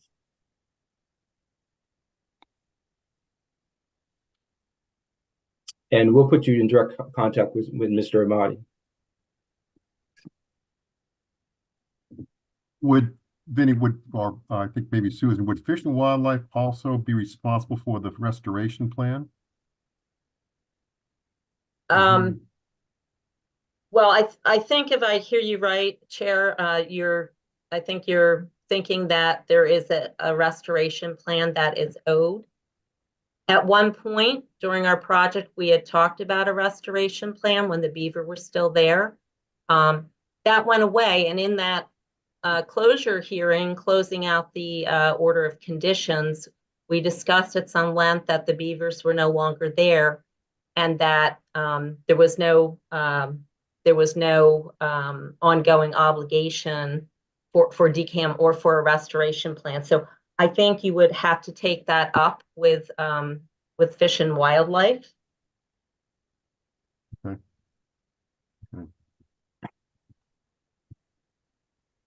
So Vinny, what I'm hearing is, and I got a question here too. I'm hearing that from my perspective, the sovereign immunity plan, well, the sovereign immunity, I think we've answered that here between Dan's comments and some Todd's comments and that. I think that's answered. The restoration plan and the beaver control plan sounds like it's outside of DCAM's purview now, for better or for worse. So given that, we can possibly move forward with this. In the document here, in this very crisp presentation that we've seen, there is a comment about a draft order of conditions for review. And that's something I'm not used to seeing, Vinny, either. A draft, either we issue them, we don't. May I offer a thought on that or the background for that request? Would that be helpful? So we have found with some other commissions, because it is not, forbidden by the act or regulations, that, in many of these meetings, there's going to be quite a few conditions written. So we've had other commissions agree they vote on the project, they draft it, and then they provide a draft with a limited time for us to comment. The goal of avoiding the need for an applicant such as us to have to file an appeal because the condition, the way it's written, there's confusion or potential confusion about what it means. So we've found that to be a helpful step for us to work together with commissions and agents to make sure we understand exactly what conditions you're setting. Obviously, we're only able to give you comments. It would still be your document that you issue, but we would ask that you provide us the draft so we can give you comments to consider before you send it out final. Okay. I have no issue with that. Yeah, the only question I have on that one is we vote for the draft plan. We vote to issue a draft plan. Do we have to revote again a month later for the actual plan in case things change? Probably do. I don't think you necessarily have to, unless you would be having some discussion here of the general kind of conditions that will be written into it. So then it's just the preview. I mean, unless you're not sure what you're approving or what the approval is going to basically consist of. Okay, Yeah, in the past, I've sent that off to some contractors, some proponents, just so they're aware of our standard contracts or our standard order of conditions, because we have whatever it is, 3 pages of standard conditions. right. I can send them our standard, and then what I usually add in are the ones that are discussed at the hearing. So I can send that off to them tomorrow when I'm doing the review for the rest of this. But we wouldn't be voting on it tonight then. I would hope not, but that's, Right. So, I mean, that's just, I mean, it delays it a month, but that's fine. well, I don't think it delays it because I haven't actually completed the review. So.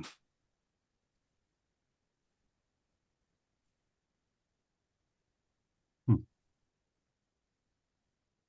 then the other thing that I was looking for that was in your letter was the idea of the stained soil. Sounds good that you had Trident out there and they did the work and they pulled out the soil and they're taking it to where it belongs. So I guess what I'm looking for is something from somebody, some kind of a person that's certified and a professional that says moving forward with the proposed development on this site should not provide or should not present any environmental risks. That's really what I'm looking for. Because what we were told initially was that there are no oils or lubricants or anything like that at the site. So when I went out and looked at it and I found stained soil, that was not the case.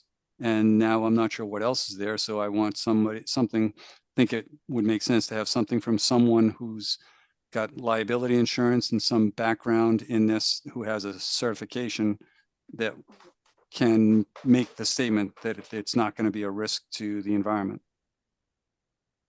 Which I think it might not be, just because you're going to be paving over any hazardous material, but I'm not a certified professional in that. So Vinny, it sounds like one option we have here would be we continue the hearing. You send out an order of conditions with our standard comments on and items that you feel need to be added, like the certification of the stained soil and a few other things. That gets worked out, and then in October we vote the final order. Yeah, you continue the hearing to get all those issues addressed, and I expect that we will. Gary's been good to work with, and I think everything can get addressed. Chair, may I say a little bit more about the stained soils? Since we are still in this hearing, I think what's being requested is not something that perhaps is a reasonable exercise of Conservation Commission powers and authority. These stains, and there were a lot, they had been somewhat covered and obscured from some of the, the growth on the ground. So we did a thorough search. Ken Sanderson attended. I was lucky to bring Ken Sanderson to DCAM. He worked with Mass DEP's emergency response section for more than 20 years, going to sites where there were spills and spots and reportable conditions. And we're very confident, as we provided in the documentation to you, there was no reportable incident at that site. And we, as Ken said, will be happy to provide the closeout documentation as soon as we get it through OVM. But the thing that Vinny is asking for, I think it's sort of a unique thing. It's not an existing process or protocol, some kind of certification or guarantee of something. It's not part of the contract that OVM hired the consultant to do. They hired the consultant to go out, remove stained soils, make sure that they got to a clean margin, and then to have those materials properly tested so that the disposal facility knows that they can accept them under the disposal facility's license. So I just want to get some clarity about what is being asked for so that we can, if you were to extend this for a month, I want to make sure we don't come back in a month and have something further to resolve, because it does seem like maybe there's a slight disconnect on that request. Well, do you have a licensed site professional on staff that can send us something that says no reportable conditions at the site? You know, I mean, I think that's an interesting question about whether or not we could get you such a statement.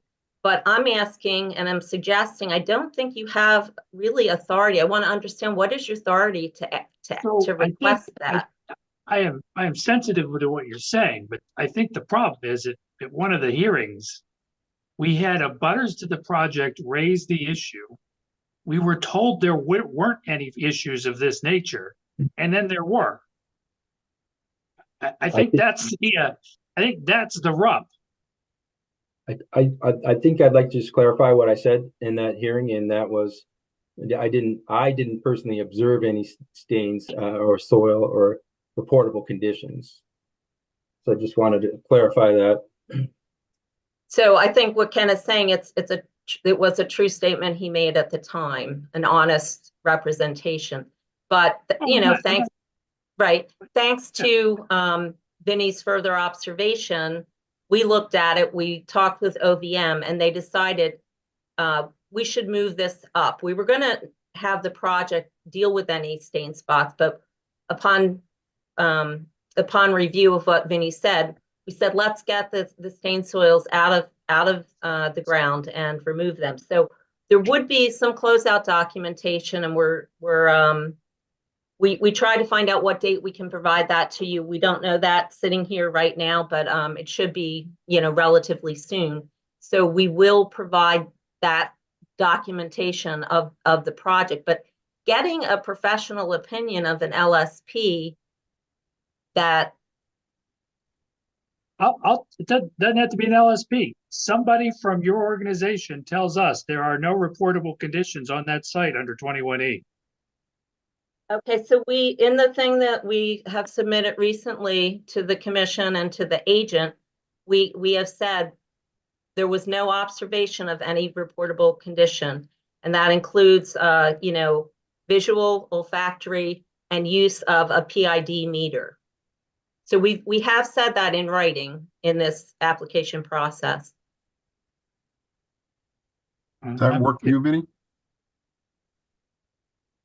What I'm looking for is someone who's a licensed professional who has some liability in this to say that that site is not going to be a risk to the environment. That's a 21E, whether it's a PE that goes out there and certifies that he does not see anything that's contamination risk. I really don't know hazmat. So I'm not sure if Justin might have experience with that. I guess one of the things that I would see that would happen is, they went out there, they looked for issues on the site. They did find a couple of areas. They dug them up, they put them off to the side. They're getting that tested. Then they'll figure out what disposal area, can accept those. So that's one thing. Another piece that's going to happen is they're going to go to construction. They're going to be building out here. They're going to be digging. You have to dig to get stormwater lines in, things like that. So you're going to be underground, digging for things. And when you get there, the site contractor, if they find anything that, smells weird, that looks weird, that's not dirt, they're going to have to raise their hand. The LSP is going to have to come out. They're going to have to look at it.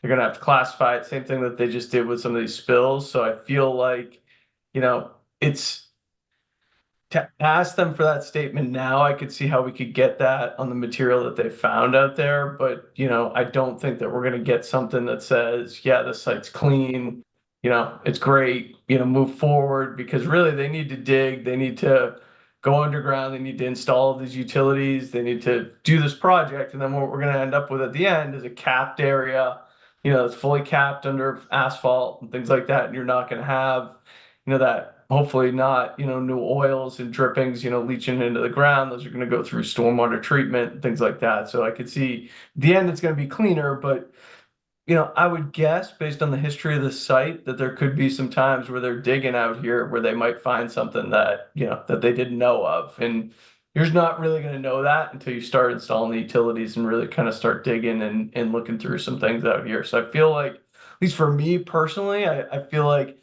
you know, as long as we move into the construction phase of it and kind of start to dig into there, you know, then we'll kind of see what we find. And at that point, you know, there could be some things that are uncovered at that time. The 21E, you know, phase one's just going to show you that, yes, you know, there could be stuff out here based on the history of the site. And I think that, you know, that's kind of the only statement that we're probably going to get at this point.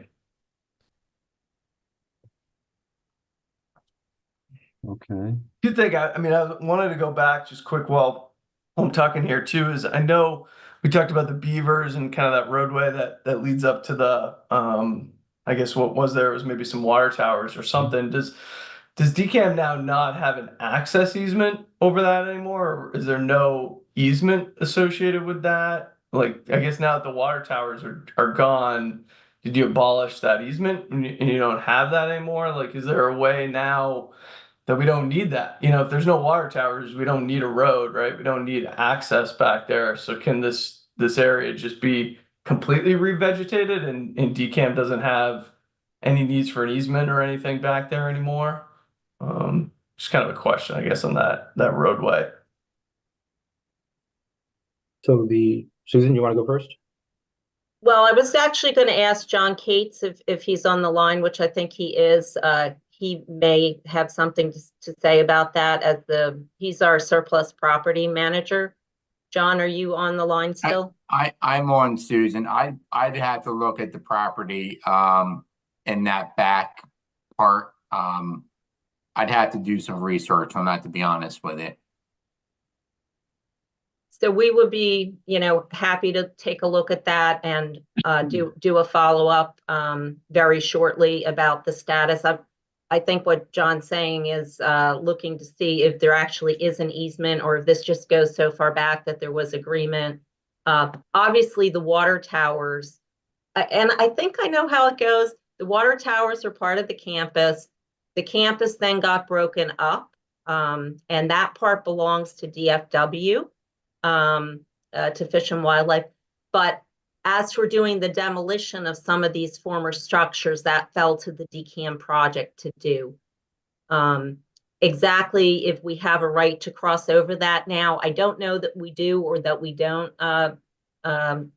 Chair and commission members. But we have no need to go back there because we don't have care and control of that property, and we did our job. We removed the structures that used to be there, but we can button that up in a follow-up. For our benefit, knowing that, and that would help us if we do work with Fish and Wildlife on restoring that area and kind of that passage in there. If we don't need a roadway, kind of a barrier through that wetland, you know, certainly might change, you know, what you'd want to do for a long-term kind of, you know, reestablishment of that area through there if the road doesn't need to be there.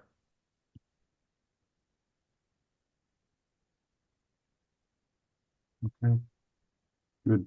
Now, did it make sense, kind of, Vinny, on my description of kind of what I'm thinking as far as the soils go out here? I feel like it could be, you know, other than getting that documentation from them on what they've found so far, it just might be tough, I think, until we really start digging out here to see what else is out there. And then from there, what actions get taken. You know, right now, the site's not reportable. It's not reportable, you know, under the requirements right now for what they found. But, you know, you start digging and you find other things that could change pretty quickly. Yeah, I think we're at two different places there. The construction is definitely a whole different situation, and there are standards for that. What I'm looking at here is that people have been out there. They said they didn't see anything. They didn't notice any staining. But when I walked out there, it was really obvious to see. And I don't have a heck of a big background in this. So my worry is that I'm not that experienced with it. I would like to get someone out there who has experience viewing these sites to really look at it and see if there is a big stain in the area where they're proposing to put the infiltration basin. That's really my biggest concern. And then if there are other big areas that were that I missed, It's really getting some eyes that are experienced on the site and some documentation to the board or the commission that says, yeah, we did look at it and we cleaned up 15 yards of material, which is great. And maybe Trident is the one who's got the person who was out there and they've got experience saying, oh yeah, we looked at all around. We didn't just look at the stains that you pointed out. We looked at the whole area where the proposal is going to be occurring, and we didn't find anything but the ones we cleaned up. That's generally what I'm kind of looking for. Someone with experience, because I don't have it. So if I think can they did share, that, didn't we did exactly that, Vinny. We had this company hired, and then Ken Sanderson from my staff, who spent more than 20 years at Mass DP Emergency Response, joined them. They walked the entire site. They found dozens of spots that they addressed and they dug up. That's why we have the amount of materials that we dug up, and they got to a clean margin. If there was a reportable condition, it would have been reported on those days that the spots were being dug up. I can tell you with 100% confidence, there's no reportable condition at that site. That's why I sent Ken to be out there for 3 days to make sure in the setup and in the conduct of the work that if there was anything reportable, that we would detect it and find it and report it. Yeah, I guess I'm still looking for someone with a certification that can just send me that email or send me that letter that certifies their whatever they are, that that has the experience to look at that and documented licensing to submit that, and that's all I'm looking for. But I think you understand what I'm looking for, and you've heard what the commission is looking for, so I don't know that going back and forth saying, yeah, I'm not sure there. if I've heard what the commission is looking for in this respect. I just want to remind him, maybe it's helpful or maybe it's not. I hope that it is. The plan is when OVM gets the report from the company that did the work, that a copy will be provided to the commission. Would that suffice, Vinny, the report? If it says they certify that they didn't see any other sites, any other conditions that would warrant action, I mean, that's what I'm looking for, but I don't need them to tell me they got 15 yards of material and it's got whatever dichloroethyl, blah, blah, blah, something on it, because one thing doesn't mean the same to me as anything else. So I'm just looking to see that there's not anything there at the site now when they start the construction. When they start digging, that's a whole different ballgame that we don't usually deal with. So they have said to us that there are no reportable conditions under 21E. I'm good with that because they have to comply with 21E. If they found something, just like anybody else, they'd have to fix it. And we've got the videotape from this meeting. It's your call. It's up to you guys. I think I'm with what Todd just explained, between Todd and Justin.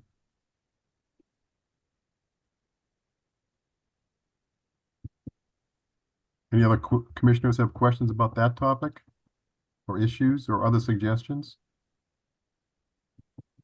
All right, so Vinny, we're back to process here. So one proposal here is continued to October. And during that period of time, we're going to issue a draft order of conditions with some requirements on it, one of which would be your receipt of this report from OVM, I would think, or from Trident, along with any other points. That's reviewed by Susan and her team. Any negotiations take place between the two of you and them, and then hopefully we can finally vote this in October. Yeah, that sounds like it. Commissioners, does that make sense? Is that the way to go? Is there something different we should do? That's fine to me. Okay. Susan, how about you? That's acceptable, and we're very appreciative of Vinny and all of you working with us in the review of this project. Thank you. Well, thank you for working with us. I mean, I think we're making some progress here. So Okay, we need a motion then, if there's agreement here in the process to continue this to October, wait a second, 21st. So moved. Is there a second? Second, Seconded by Dan. Roll call. Dan Clark, yes. Justin Dufresne. Yes. I think that was a muted yes. Todd Helwig, Yes. Kelly Marston. And I vote yes. Okay.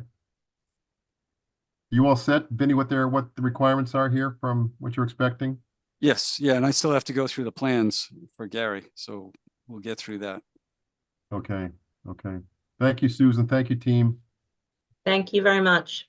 Thank you, everyone. Good night. Thank you. Okay.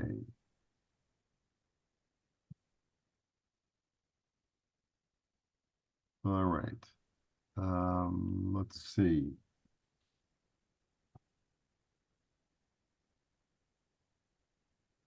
I have next here is the stormwater management and land disturbance permit application for 329 Crawford Street. I believe that is Vito. Vito, yep. Okay, Vito, we're bringing you back in. Just when you thought you were out, we dragged you back in. Right. I think there's also the applicants on, he should be, let me just check, Gary. Bartlett. Gary Yeah. Bartlett. Bartlett, Got him. Gary and Laura. Gary and Laura. Yep, that's Okay, right. they're being promoted in. All right. Do you want me to start in? We ready to? They're rejoining as a panelist. Give it 30 seconds.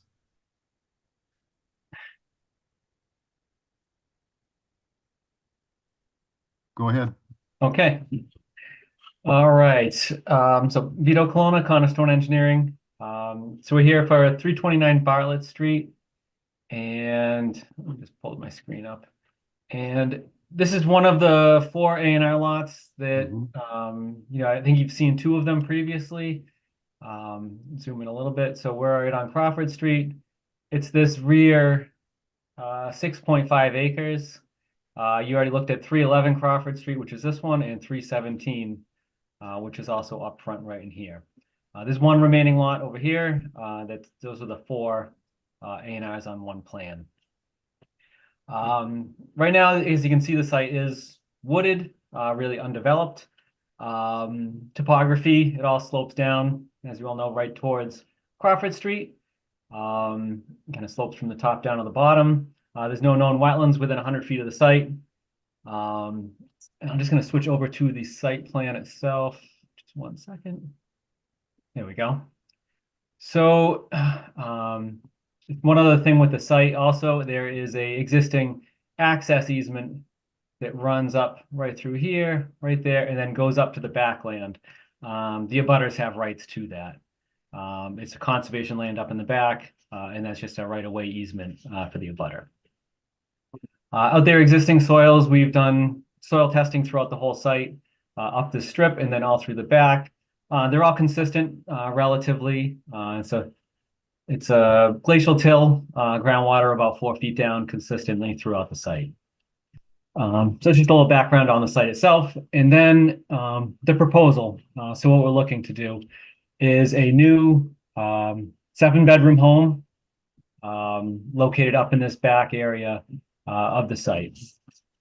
And that would include a detached garage, detached barn garage off to the side here, and then a 18-foot wide paved driveway accessing up off Crawford Street with a turnaround and cul-de-sac. We have a septic system out in front here, and years back, I believe this was approved through Board of Health, but it also has to go back through them to get new Board of Health approval for the updated house. And I think the old one was a 5-bedroom. We've increased to a 7. So that just has to go back through Board of Health to get that approval. We also have a drinking water well out in the back over in here. So the site development, it's a fairly good sized disturbance area. It's about 112,000 square feet. So we're obviously over that acre threshold. So it's why we're before you for the land disturbance permit. And we also have about 22,000 square feet of new impervious area. And as far as our stormwater goes, there's really 3 discharge points. It all flows downhill, but we have 1 discharge point, analysis point right at Crawford Street. We also analyzed right at this abutting property line with 317, which is here, and also this abutting property line with 311. We just did that to make sure that there wasn't any increase or impacts to those abutters that, you know, meet the property line, and then also Crawford Street down gradient ultimately. So to mitigate that runoff as part of this permit, we've created 1 large detention basin up near the top. And then as you go down the driveway, we have 6 smaller rain gardens to kind of split up the flow. This larger basin right here is designed as an infiltration basin, and it would accept flow from all of the yard areas, the rooftops, this driveway top, and all the way down to about this cutoff point. All this runoff would be directed into that basin. It would fully infiltrate all your smaller storms, and then anything larger would flow out at a controlled rate into this wooded area and ultimately onto the other series of basins. So these basins down here are a little bit different. We have 2 styles of basin, what we're looking for. And these ones here that show this darker green is supposed to be undisturbed. And essentially what these are is just a 2-foot tall berm that's constructed out into the woodlands, just to trap water, trying to do as minimal impact as we can, trying to retain the trees, the natural vegetation. So there really wouldn't be any grading associated or earth clearing to create these other than making that berm outwinding out through the woods. So we've done, those are the top 4 of them. I like that. This one I didn't hatch it correctly. This should be also be darker green in there. But these top 4 are like that, where we're just going to sheet flow water off the driveway, install a little riprap berm right into the natural woodland, and then just trap that water behind with a berm. And then at the bottom, where topography really didn't work to do that, we're trying to match the topography with these ones. These 2 would be more of your typical rain garden basin, where we do have to clear that out, create the bottom, and then have the berm on both of these 2. So we really tried to split it up, make something smaller, you know, try not to clear as much as we could, and really make it fit with topography. And so by doing that, we capture all the driveway runoff all the way down to almost the bottom, right about where my mouse is here is the cutoff point. And then just that bottom tail goes out towards the street. Once it does reach Crawford, this spot grade, kind of right in here. This is actually a little high point. Actually, it's about a couple feet back, but everything from here goes to the north, and then everything below the screen goes down to a culvert that we talked about on a previous job for number 317. So we've really tried to, you know, kind of minimize any impacts offsite, infiltrate as much as we can. So in all the calculations we submitted, we controlled the peak rate and volume at all 3 of the analysis points. Our recharge, our treatment exceeds all the minimum requirements. I think our recharge is, I don't even know, 10 plus times the minimum required. That's kind of a default by controlling volume though. Let's see. And then just, I guess, during construction, I know there's going to be a lot of questions once we actually get to construction. So this plan looks very similar, but it has a lot of the detail on there. We'd like to use this upper basin initially constructed as a temporary sediment basin. We wouldn't finalize the bottom of it until construction's complete. Once construction's complete, they go in, remove all the sediment, excavate another, 6 inches or so, and then construct the final basin with all the soil media in the bottom and do the final plantings. And that way we wouldn't interrupt the natural infiltrative capacity of the basin and limit its lifespan. So this temporary basin would really handle most of this upper work. And then we're just talking about handling this lower tail of the driveway during construction. And initially we'd like to have just diversion berms, just small 6-inch diversions that just divert the runoff out into the woodland itself over here. And that'll really disperse the water. And then, once construction's nearing the end, then they can come in and make these final berms. We don't really want to get the bottoms really clogged up with any sediment and trap that in there. If it does, we'll have to just clean it out. And then the final spot would be down right at the bottom where we can actually construct that as a temporary sediment basin also, similar like to the top. So the layout with the basins really lends itself to the temporary phasing of construction also, really to reduce our impacts during that process too. Let's try to see. I think that was all just kind of going over. I could show you the quick detail. This is a kind of detailed the 2 different types of rain gardens, just illustrating that, one type really just retains the natural trees, woodlands. Actually, I have this as just a aside. In my yard, this is built off the side to my house. This is how I did mine. It works really good. Natural trees are still there after 7 years. And then this is the other style of rain garden where it's more of a typical full excavation replaced with soil media.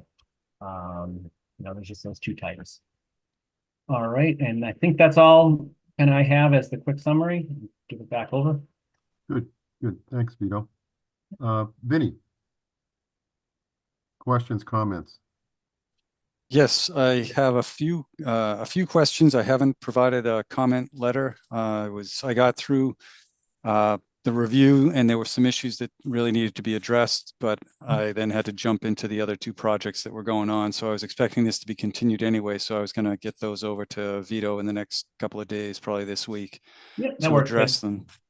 Yeah, but the concerns that I had were you've got a steep, I think it's 14% driveway going up, and the existing grade is 8 to 12% on that side, or on that whole entry, the beginning of the area down by Crawford.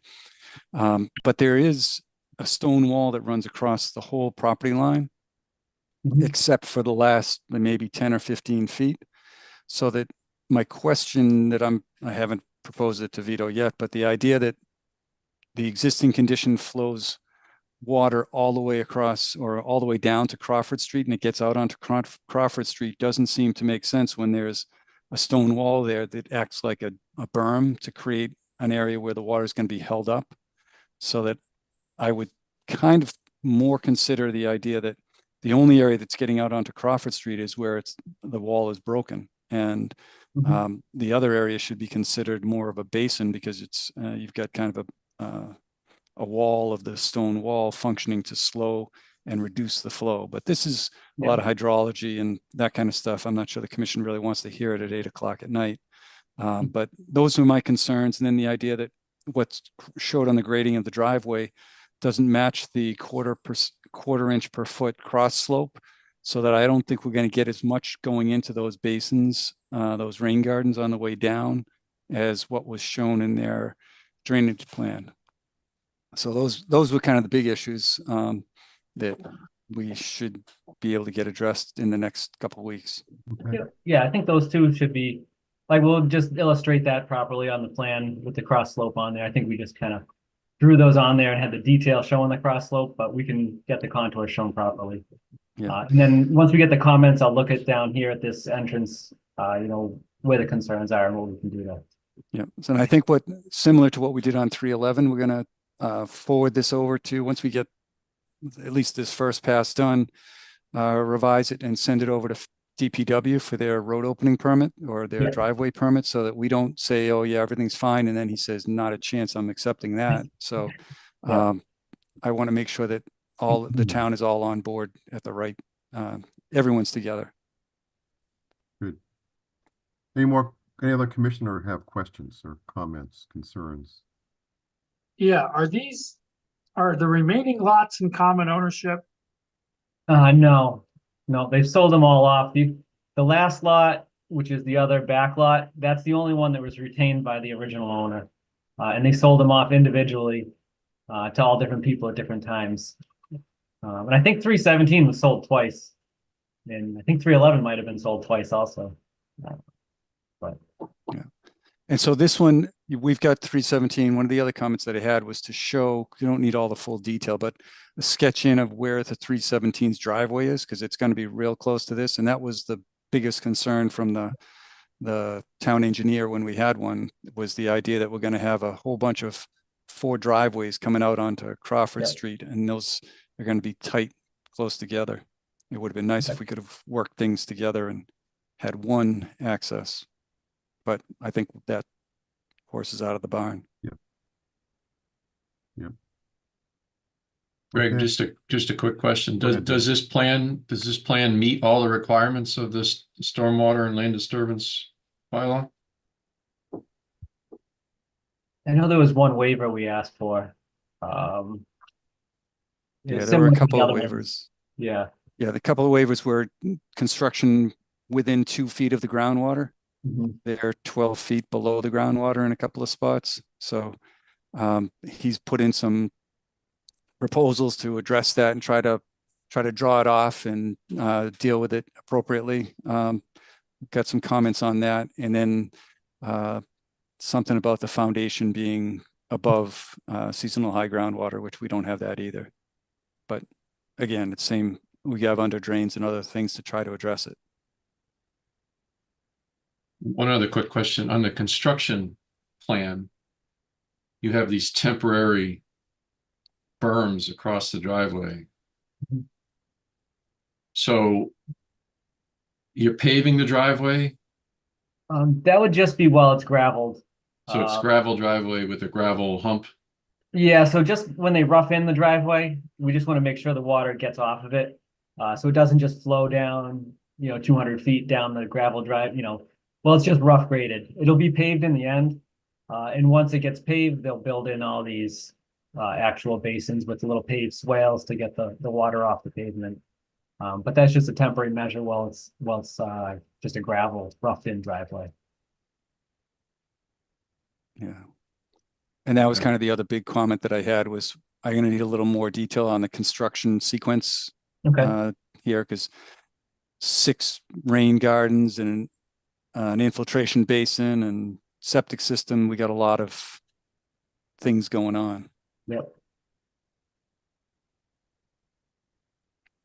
Okay. All right, so no more questions from the commission. I think, let me check here. I have some hands up.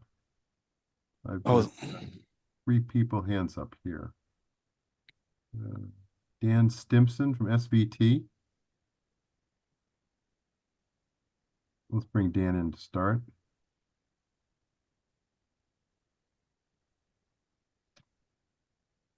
Dan, we're bringing you in.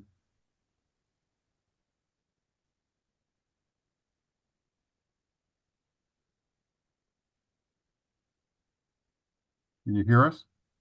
I can. Thank you, Mr. Chair. My name's Dan Simpson. I'm with Sudbury Valley Trustees. We're the abutter of the conservation land at 297 Crawford, and we own that easement going up there. And so I was attending tonight to kind of with some questions about with that. And so it's an easement for foot traffic, but it also allows us to build a woods road to access the property at some point. We don't have any immediate plans to do that, but I want to make sure that none of these plans will make that impossible for us. And then kind of a few specifics about that. The older plans that I had seen, the driveway was intended to be a little bit further north and didn't meet Crawford Street at the same place that ours does. And so it makes it a little bit awkward for us to pull off and park and visit the property the way it's laid out. And so I'd be interested in speaking with the applicants at some point about how we can kind of collaborate on that.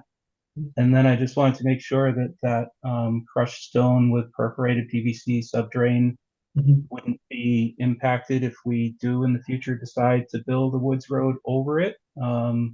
And kind of similarly, we would want to be able to grade in with the driveway to cross that. And there's that paved apron that's in the middle of the easement there that I would want to maybe discuss further, as well as between 416 and 418, those topo lines right up the inside elbow of that easement.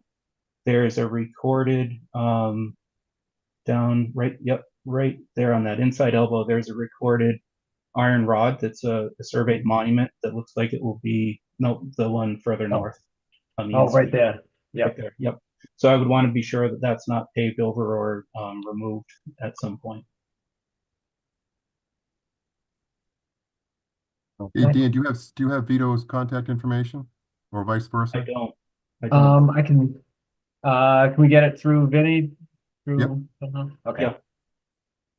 Yeah, and I can hook you up with the owner, too. It'd probably be a good thing for you two to Yep. get on a call or something to talk it out. Yep. I'd appreciate that. Dan, you good? Yes, thank you. Okay, I'm gonna move in the last chance. You're all set. I'm gonna move you back here otherwise. Yep. Okay, thank you. Okay, I've got a couple more hands up here. Give me a second.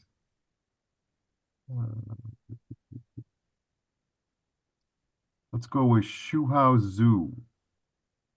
Shuhao, I'm going to bring you in as a panelist.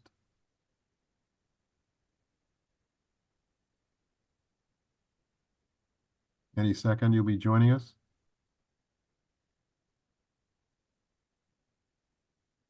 Can you hear us?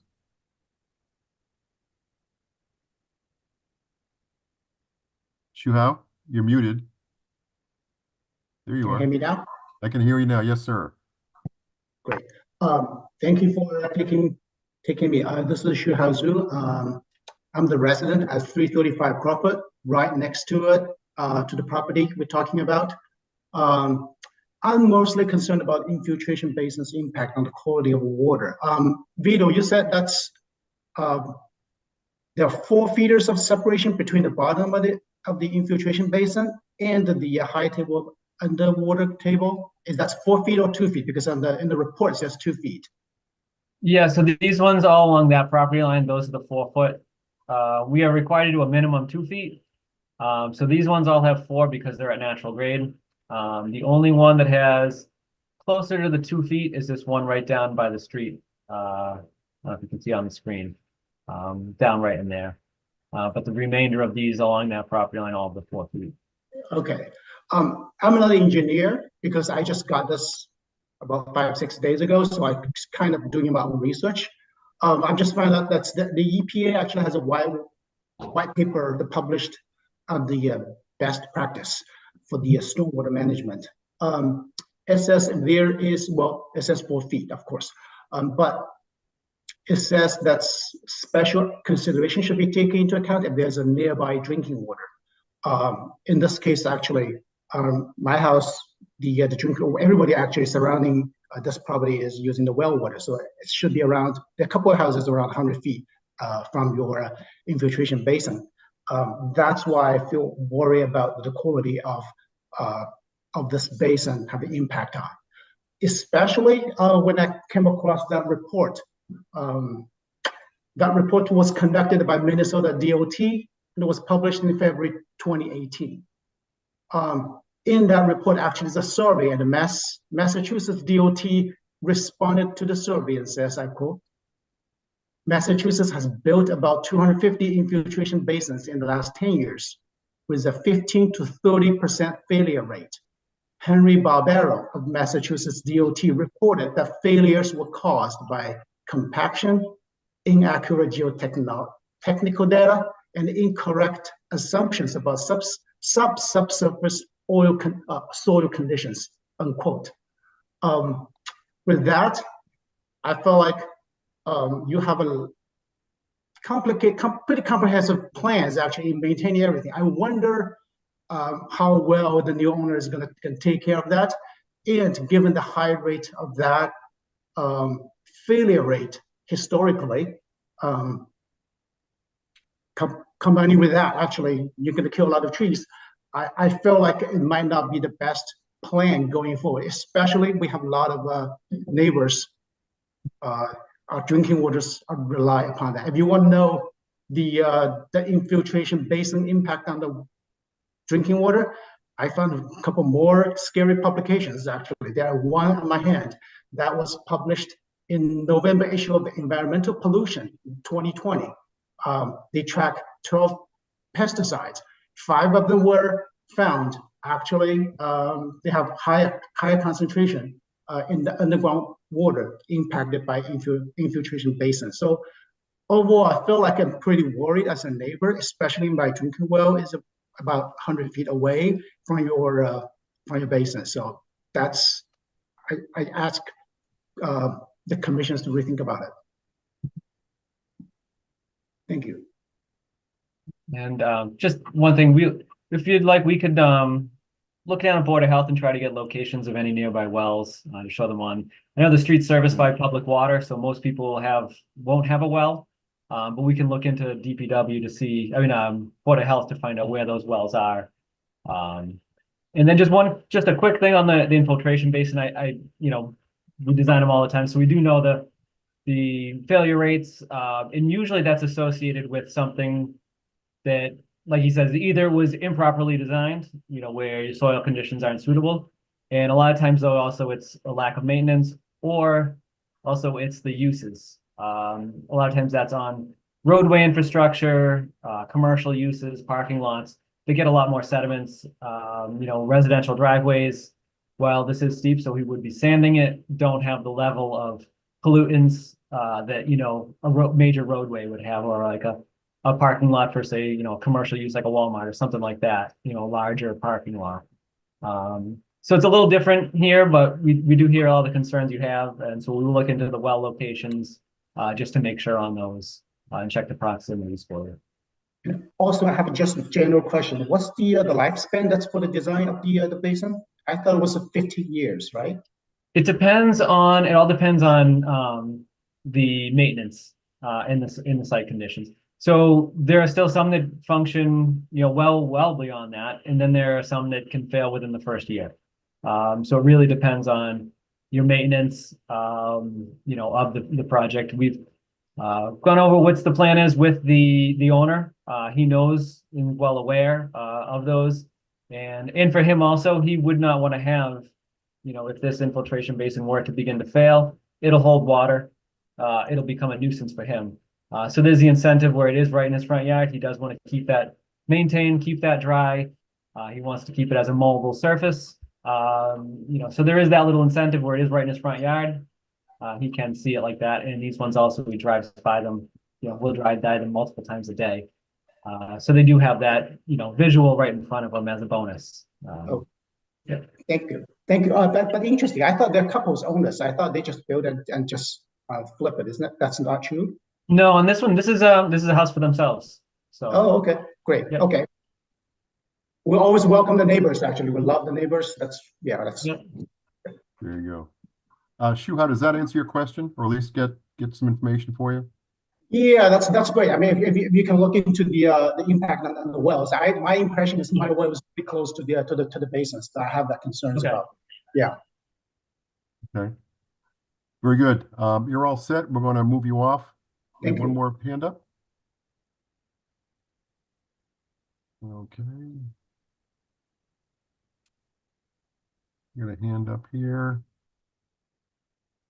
Winyan Meow. Hope I'm pronouncing that correctly. I'm going to bring you in as a panelist.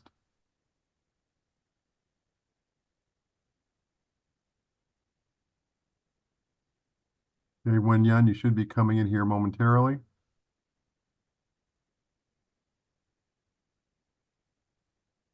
Thank you, Chairman.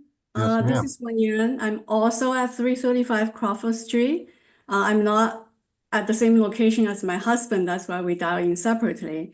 So our house is right across the property line from the proposed huge infiltration basin, here labeled as DTH2, right? So, so it's really, really close. So I have 3 concerns on this basin. Number one, a very large areas of trees will need to be permanently removed just to build the basin. I think that would affect the ecosystem of the area.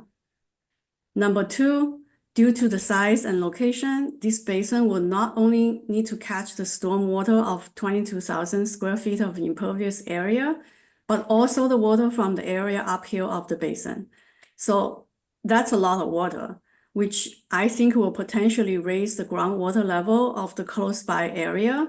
and increase the risk of flooding our basement because our house is right across that line. Number 3, during a wet summer, I can see such a large basin will become breeding ground for mosquitoes, affecting the entire area. Right now, we actually, pretty good with mosquitoes. It's a major concern of mine because I am allergic to mosquito bites. So I would like that concern to be addressed.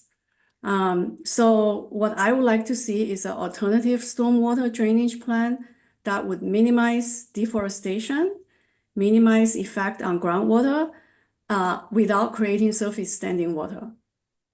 Thank you. Vito, you want to say anything to that? Just that, we've looked at different alternatives. The downfall is that the town requirements, the regulations require us to infiltrate water. So we do have to do some level of infiltration, and we have to do some sort of stormwater management that unfortunately usually does require additional clearing. But the other alternatives are doing something underground. But at this level, it's a very, very significant cost to put all this amount underground.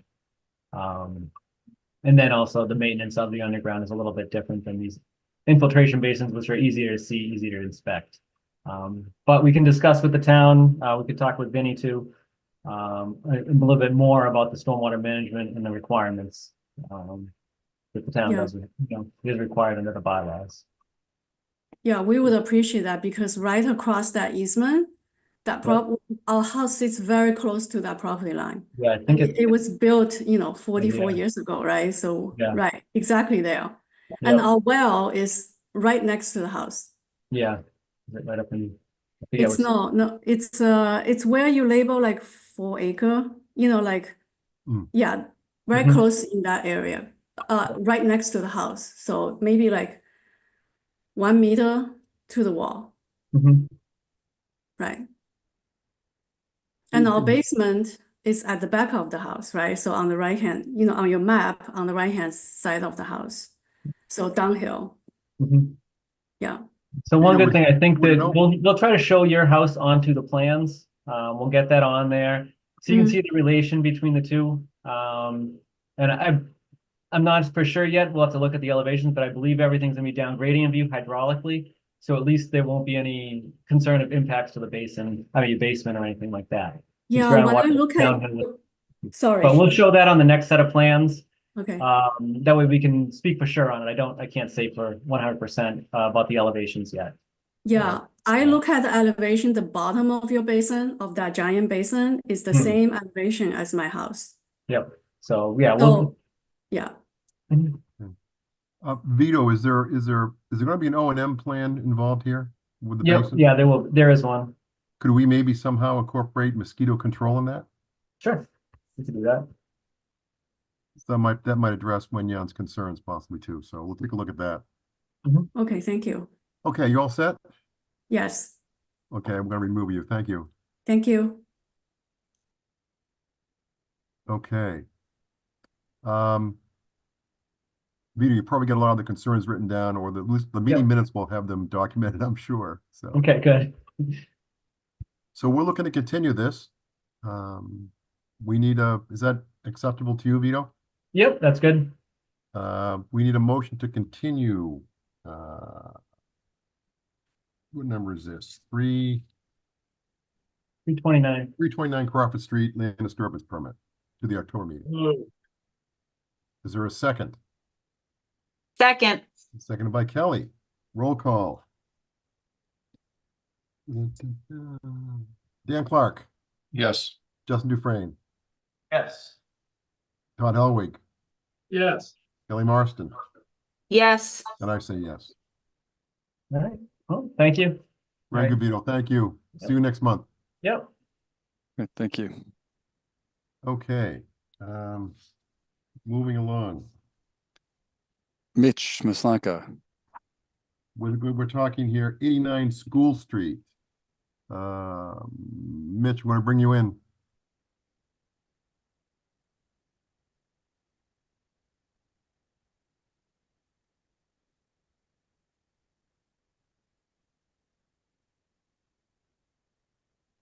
Any moment now. All right. Good evening, Commission. Good evening. You've been sticking with us since the start? That's right. There you Saw the go. whole show. There you go. Okay. All right. Okay. So, Vinny, you want to set this up? You and Mitch have had discussions, I take it, right? Yeah, we did. Mitch, do you have a picture of it or are you ready to Yes, run? yep, I can share pictures. Let me share my screen. So first I'll start with the site plan just to show you guys. This is a request for an extension of the existing order conditions to continue constructing a front walkway. So the project that was initially approved was for patio. And then we came before the commission a little while back to ask for a minor plan change, which allowed for the reconstruction of a front walkway. So the front walkway has not yet been constructed, and that's why the applicant, Damon Accardi, homeowner, is requesting a 1-year extension for time to do this front walkway over with the same patio he constructed in the back. Vincent had some comments asking for some clarity on if the back patio is porous or not. So we'll provide that at the time of request for a certificate of compliance, but we do have documents explaining what type of pavers were installed and what the subsurface was. So we can provide all that information for Vincent when the POC is requested. We're happy to provide that. And then I'll reshare my screen with another photo. So Vincent had some concerns about an area behind the shed. Let me share that. So there was some firewood. Can you guys see that picture of the behind the shed? Awesome. Okay, so this is behind the shed. There used to be another set of firewood rack, a little small white fence here, and then this pile of debris in the back over there. Vincent wanted this area cleaned up a bit, taking out some of the yard debris over there. The firewood was removed here. Only this firewood that's directly behind the shed now, and then that fence was removed. So Vincent, I mean, can you tell if that's suitable for what you were looking for, or is there a little bit more that's needed, or? Well, I was just going based on your plan and the plan you just showed us. It shows that that area is undeveloped at the time you submitted the plan, which was, I think, a couple of years ago. So that I'm kind of expecting, because that brown shading is woodland.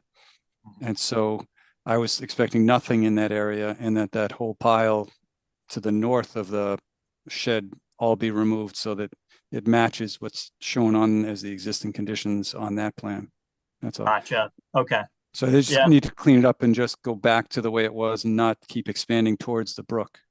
Mm-hmm. Yep. And that makes plenty of sense, because that's also the property line too. So, and the green is existing lawn and then forested upland. I just sort of simplified our AS graphic probably back in the day, just, instead of calling it out as a small little, belt behind the shed area, I just called it forested upland. But I think if you're okay with the wood piles being removed and that little fence being removed, and then maybe just cleaning up that little yard debris area a little bit more, it should probably be okay. Yeah. Well, and don't plant it as a mowed lawn, so they don't extend their lawn farther forward. Let it go back to natural is what we're looking for. Awesome. Yep, that can happen. Okay. And when I spoke to the owners weren't there, but the grandmother was there, and I suggested that would be, I would recommend the commission act on this and extend the order. I would just hold on to it until that work is done. I'll go out and inspect it, and once it's done, then I'll release the order. And I think that order doesn't expire until the 29th of the month, so they have time to do the cleanup work and the stabilization. Yeah, it's not a lot of cleanup work really to be done still. No. Okay. Works for me. Any questions from the commission? Comments, concerns? Then we need a motion to issue a 1-year extension of the order of conditions for 89 School Street, subject to the final cleanup being completed before Vinny sends it out.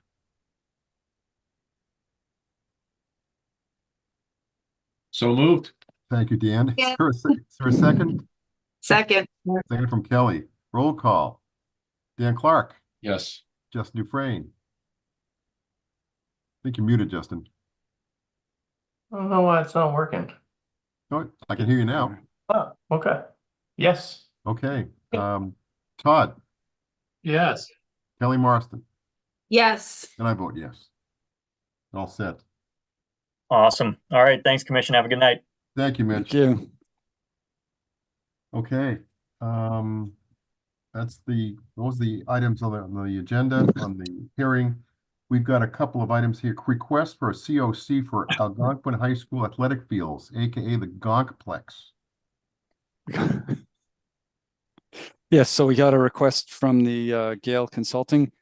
They finished up the work on the Gonkplex and they submitted everything. We're just waiting for the certification from the engineer that the drainage is going to function as proposed. So they haven't replied to that request yet, but I expect that it will come. And again, on same thing on this, I can draft, because this is the first land disturbance permit we're going to do a completion on.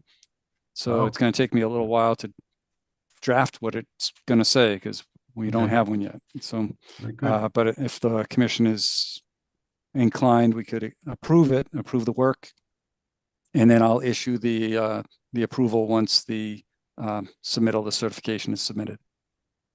Works for me. Any issues with that? No? Okay, we need a motion to issue a certificate of completion for the Algonquin Regional High School athletic fields, 79 Bartlett Street. So Is there a moved. second? Second from Kelly. Roll call vote. Dan Clark, Yes. Justin Dufresne, Todd Helwig, Yes. Kelly Marston. Yes. I vote yes. And if nobody's been up there, has anybody seen the Gonkplex? Have you been up there at all? Looked around? Pretty impressive. Yes. Very impressive. I mean, 2 turf fields and special lighting and an amphitheater, which is kind of funky, but yes, very nice. Very impressive. Okay, violations. We got 2 to update on, 128 Davis and 28 Little Pond Road, Vinny.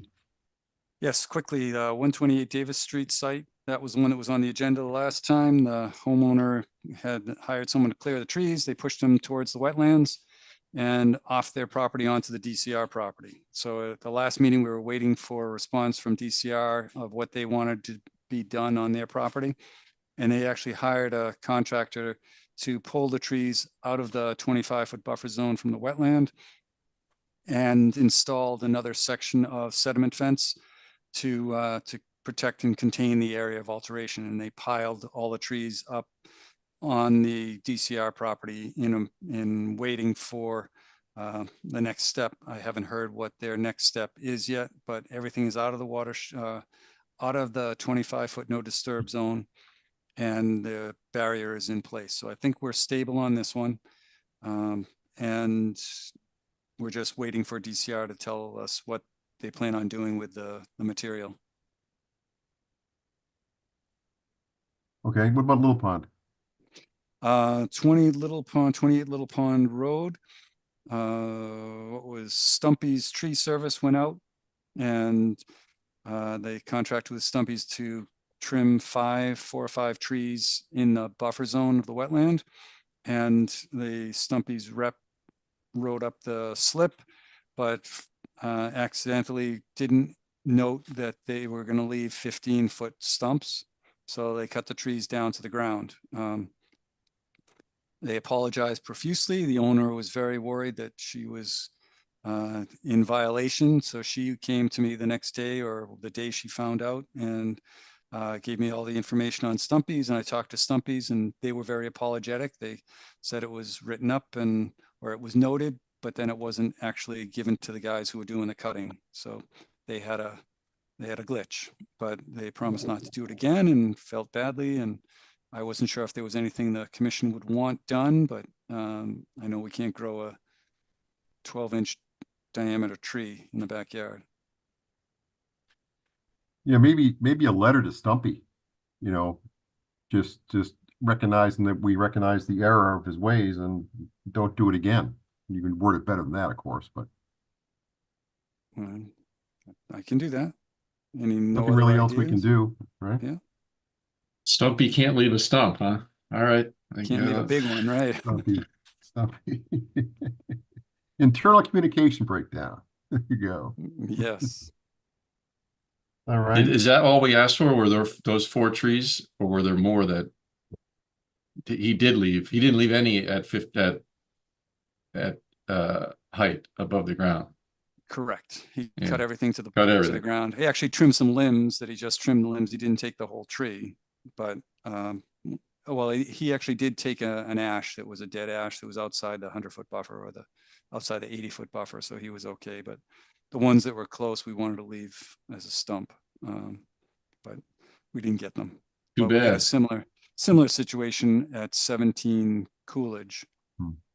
That they came into us with a notice of intent, and they actually dropped the tree onto the neighbor's property. So I've got to deal with that one. And because I thought all the trees were going to be taken out, and they cut it low. They didn't leave the 15-foot stumps in a couple of them. So that one might be a little bit more aggressive enforcement action. But Well, Stumpy did leave a small stump, right? They didn't yank him out. right, they left the stump. They left like a 6-inch, 12. Yeah. Yeah, I bought a 6-inch stumps. But I can send a letter to them. Okay. A firmly worded letter. Yeah, I'll have you check it out, Greg. You know how easy I am. Forest stewardship, anything happening there? Very little, but I've put a draft, I revised the draft of the request for proposals, and I've emailed the regional, the regional forestry directors, Mike Fleming, and no, not Mike Fleming, different name, but I talked to the regional forester's boss, and he said he would be willing to give us some names of foresters that might be willing to do the work in the area. And he also told me to coordinate with Chris Pryor, our regional forester, who I spoke to, and he said he was willing to work with us as well. So Okay. just need to pull that together and get it going. Ridge Road, Swan View Common Drive. Reduction in the bond. Oh, yes, they've completed the work on lot 1, which is the one farthest to the west on the left. And it's 1 Swan View Drive is what it's called. They're pretty much done with the site work on 3 Swan View Drive, the one straight in front, but the grass is not grown in yet, and they have not started the work on 5 Swan View Drive. So the contractor is selling 1 Swan View Drive and requested a reduction in the bond for stabilization because they don't have to stabilize the whole site. We had a $14,000 bond to stabilize all the areas within the 25-foot no disturb zone that they were going to alter, as well as all the construction on the site. And so far, they've completed all the work within the 25-foot no disturb zone, and lot 1 is complete. So they've gotten more than half of the work completed. So we were going to reduce, I suggested that we reduce the bond from 14,000 down to 6,000. And I'm not sure if you guys have been out there, but I think they've done a really good job. It still looks forested, and Yep. my fear was that there weren't going to be any trees out there, and he still has a lot of perimeter trees, and it looks pretty nice. It does. Any issues with the reduction from 14 to 6? Yeah. We should vote it, right, Vinny? Yes. So we're going to vote on reducing the land disturbance permit stabilization bond from $14,000 to $6,000. Dan Clark. We need a I'm motion. sorry. We got a motion from Todd. We have a motion. So with through a second from Kelly? Again, Okay, second. Roll call. Dan Clark, Yes. Justin Dufresne, Todd Helwig, Yes. Kelly Marston. yes. I vote yes. All right. Justin, you're still kind of muted there, so something's going on. Well, let's go. My video seems off. I feel like it's You're my fine now. internet. We can hear it Yeah? now. Yeah. Okay. Your video is a little blurry, at least on I my know. screen. It's probably all the kids using every device that we have in the house right now. Fingerprints on it and so forth. Homework. That's homework. Yeah. Homework. Um, okay, Vinny, anything coming in next month? We have 2 continuations. Anything else coming in? Not that I'm aware of. Those were the 2. We may get a request for determination on Pond View. The property owner at 7D wants to take down a nice old pine tree that's out there right next to the pond. But I'm working with her on preparing the request for determination. Okay. Anybody have known conflicts for October? October, what do we say? It's late in the month, right? The 21st, yes, 'cause it's Yeah. a holiday on the second Monday. Kelly, I'll be in Portugal. you'll be in Portugal. Okay. They don't have internet there? Kelly's out. Fair enough. Anybody else? And I'll hopefully be in we'll get Northborough, I Tom. think, for the most part. Maybe the Cape. That's about it, you know? Well, good. That's like fun. You been there before? I have, but I was a poor college student backpacking, so I'm hoping it's a different experience. It's supposed to be a great place to retire. I've heard from older folks too. You know, it's great. It's inexpensive and beautiful. How long are you going for? 10 days. I'm taking my mom and my daughter for a girls' trip. Wow, very My nice. mom was stationed there in the Air Force, so she hasn't been back since. So it was like a surprise for her. She knows the places to go, I bet too. Yeah. There you go. Super. All right, I think we're good then. Anything else, Vinny? No, I think that does it. This is great. Thank you. Good. We kept under 3 hours. That was good. You just barely. Motion to dismiss, adjourn.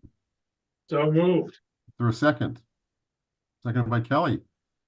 Dan Clark, Yes. Justin Dufresne, Yes. Todd Helwig, Yes. Kelly Marston. Yes. Very good.